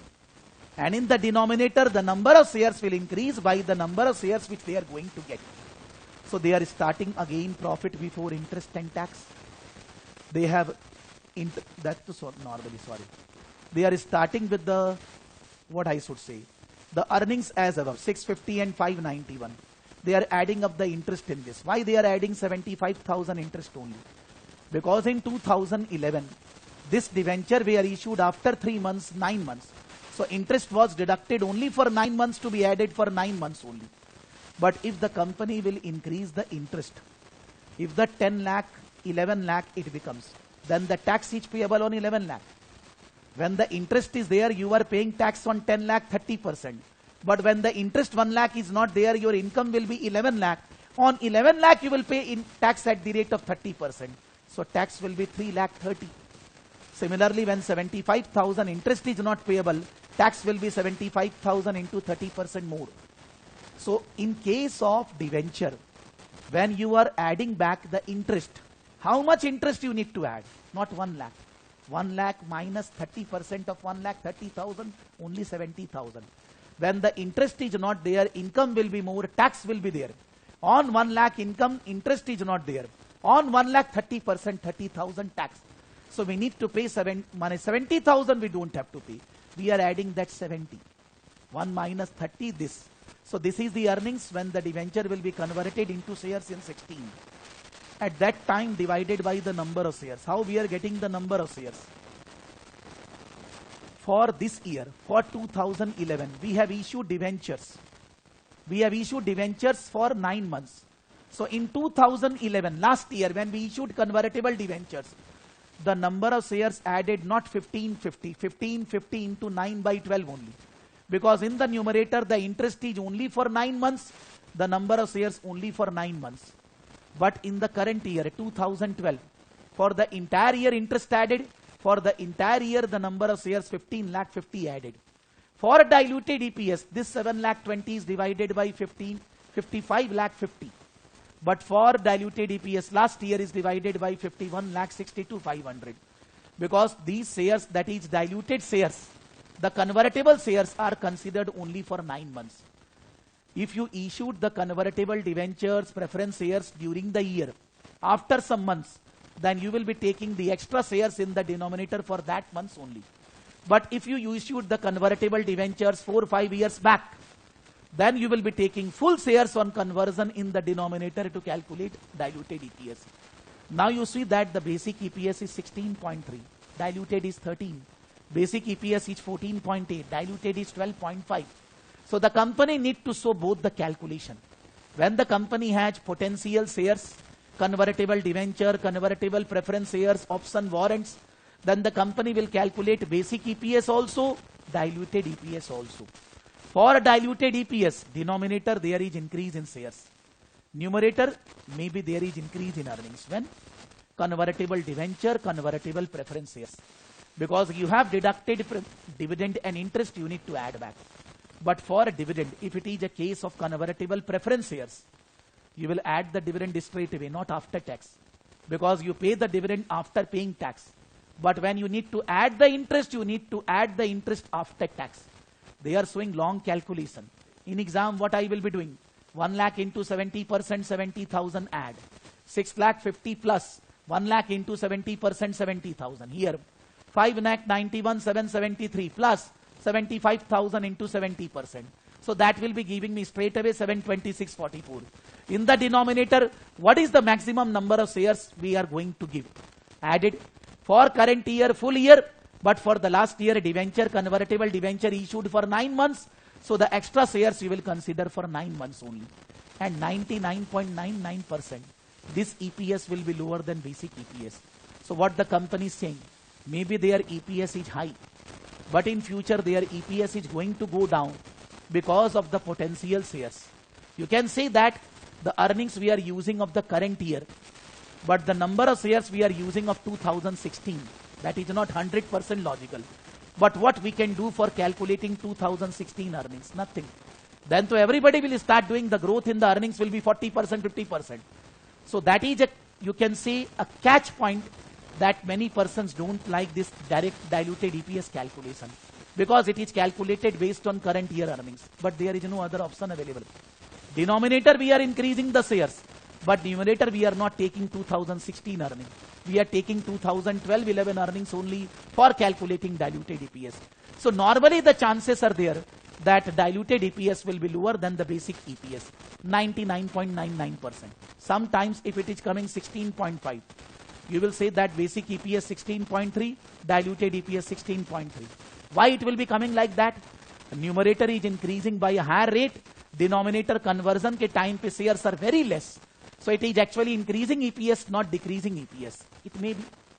Then the diluted EPS is called basic EPS only. So I will say for diluted EPS, convertibles, adjustment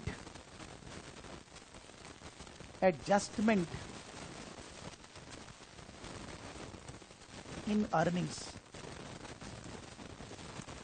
interest after tax or preference dividend, adjustment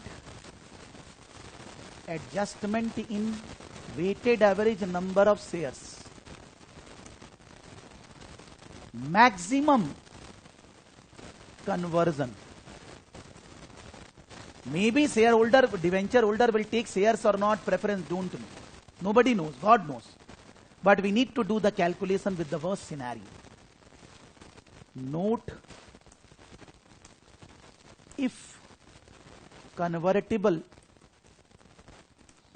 issued during the year, then adjust time factor. Like in 2011, we have considered only 9/12. The extra shares 15,50,000 we have considered only 9/12. Because in the earnings also we are considering only 9 months interest. Because that was issued on April, not on January. So we need to consider the weighting factor there also. You have to calculate basic EPS. Not that you don't. With potential share, you will be calculating diluted EPS.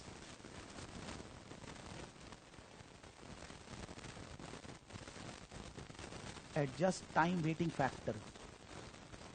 DEPS has to be lower than basic EPS.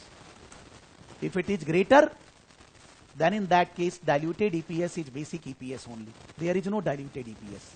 The basic EPS is equal to diluted EPS.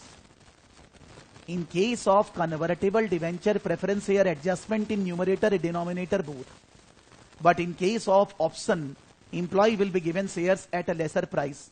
Warrant, say debenture holder will be given shares at lesser price. No numerator adjustment. Numerator will remain same as earnings. But denominator will be free number of shares like we calculated 1,60,000 shares. Suppose they are giving an example on 1st January, a company has just 5 minutes more. 4 million shares in issue. Options, the profit for the year 5 lakh. During the year, the average fair value of the ordinary shares 3 and the exercise price each 2. The $3 shares are given at $2. How many shares the company is giving? And issue options for a further million shares, 1 million shares. On 1 million shares, company will be getting 1 million into 2 million. But for 2 million, companies would be giving how many shares? At the fair price, $3. 1 million shares they are going to give to employees, to debenture holder, anybody. For $2, 1 into 2, $2 million we will be getting. But the fair price of the shares, average fair price, is 3. So what should be the number of shares for $2 million? For $2 million, what should be the number of shares? 6,66,667. We are giving 1 million 10 lakh shares. We are giving them 10 lakh shares. But for the money which we are getting, we should be giving them 6,66,000 shares. So we are giving them 3,33,333 extra. This will be added in the denominator to calculate diluted EPS. Numerator is 5 lakh. Profit is same. Denominator number of shares increases by free shares. So it will always be lower.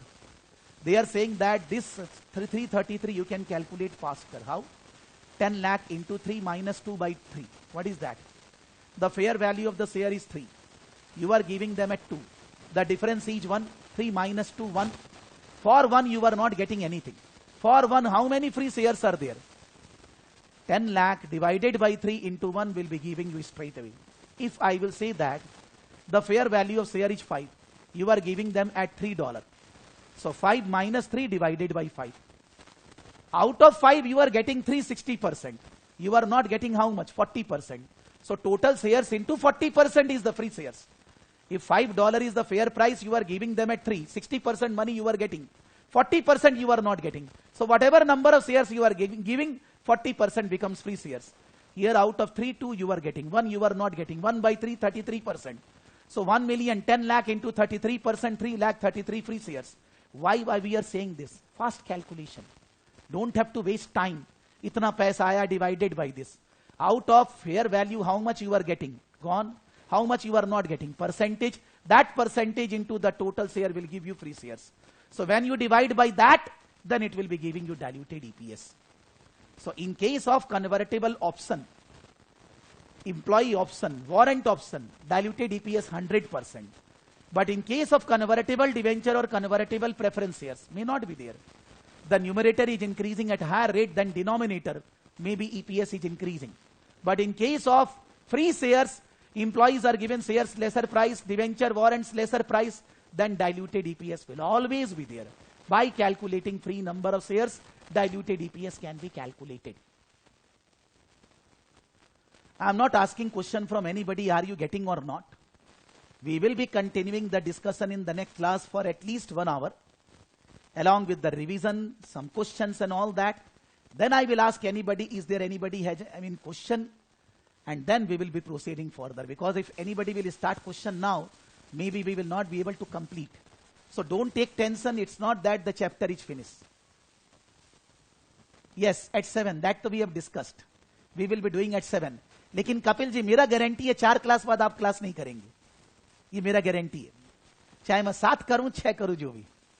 हम लोग सबको ही देखेंगे class में. ठीक है.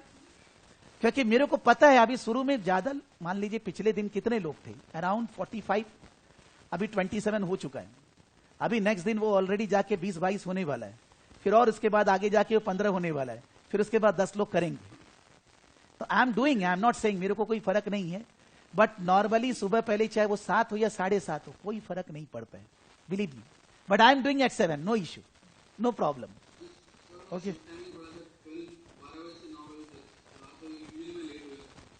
तो वो 7 बजे से क्या फर्क नहीं, 12 से 9 जब है,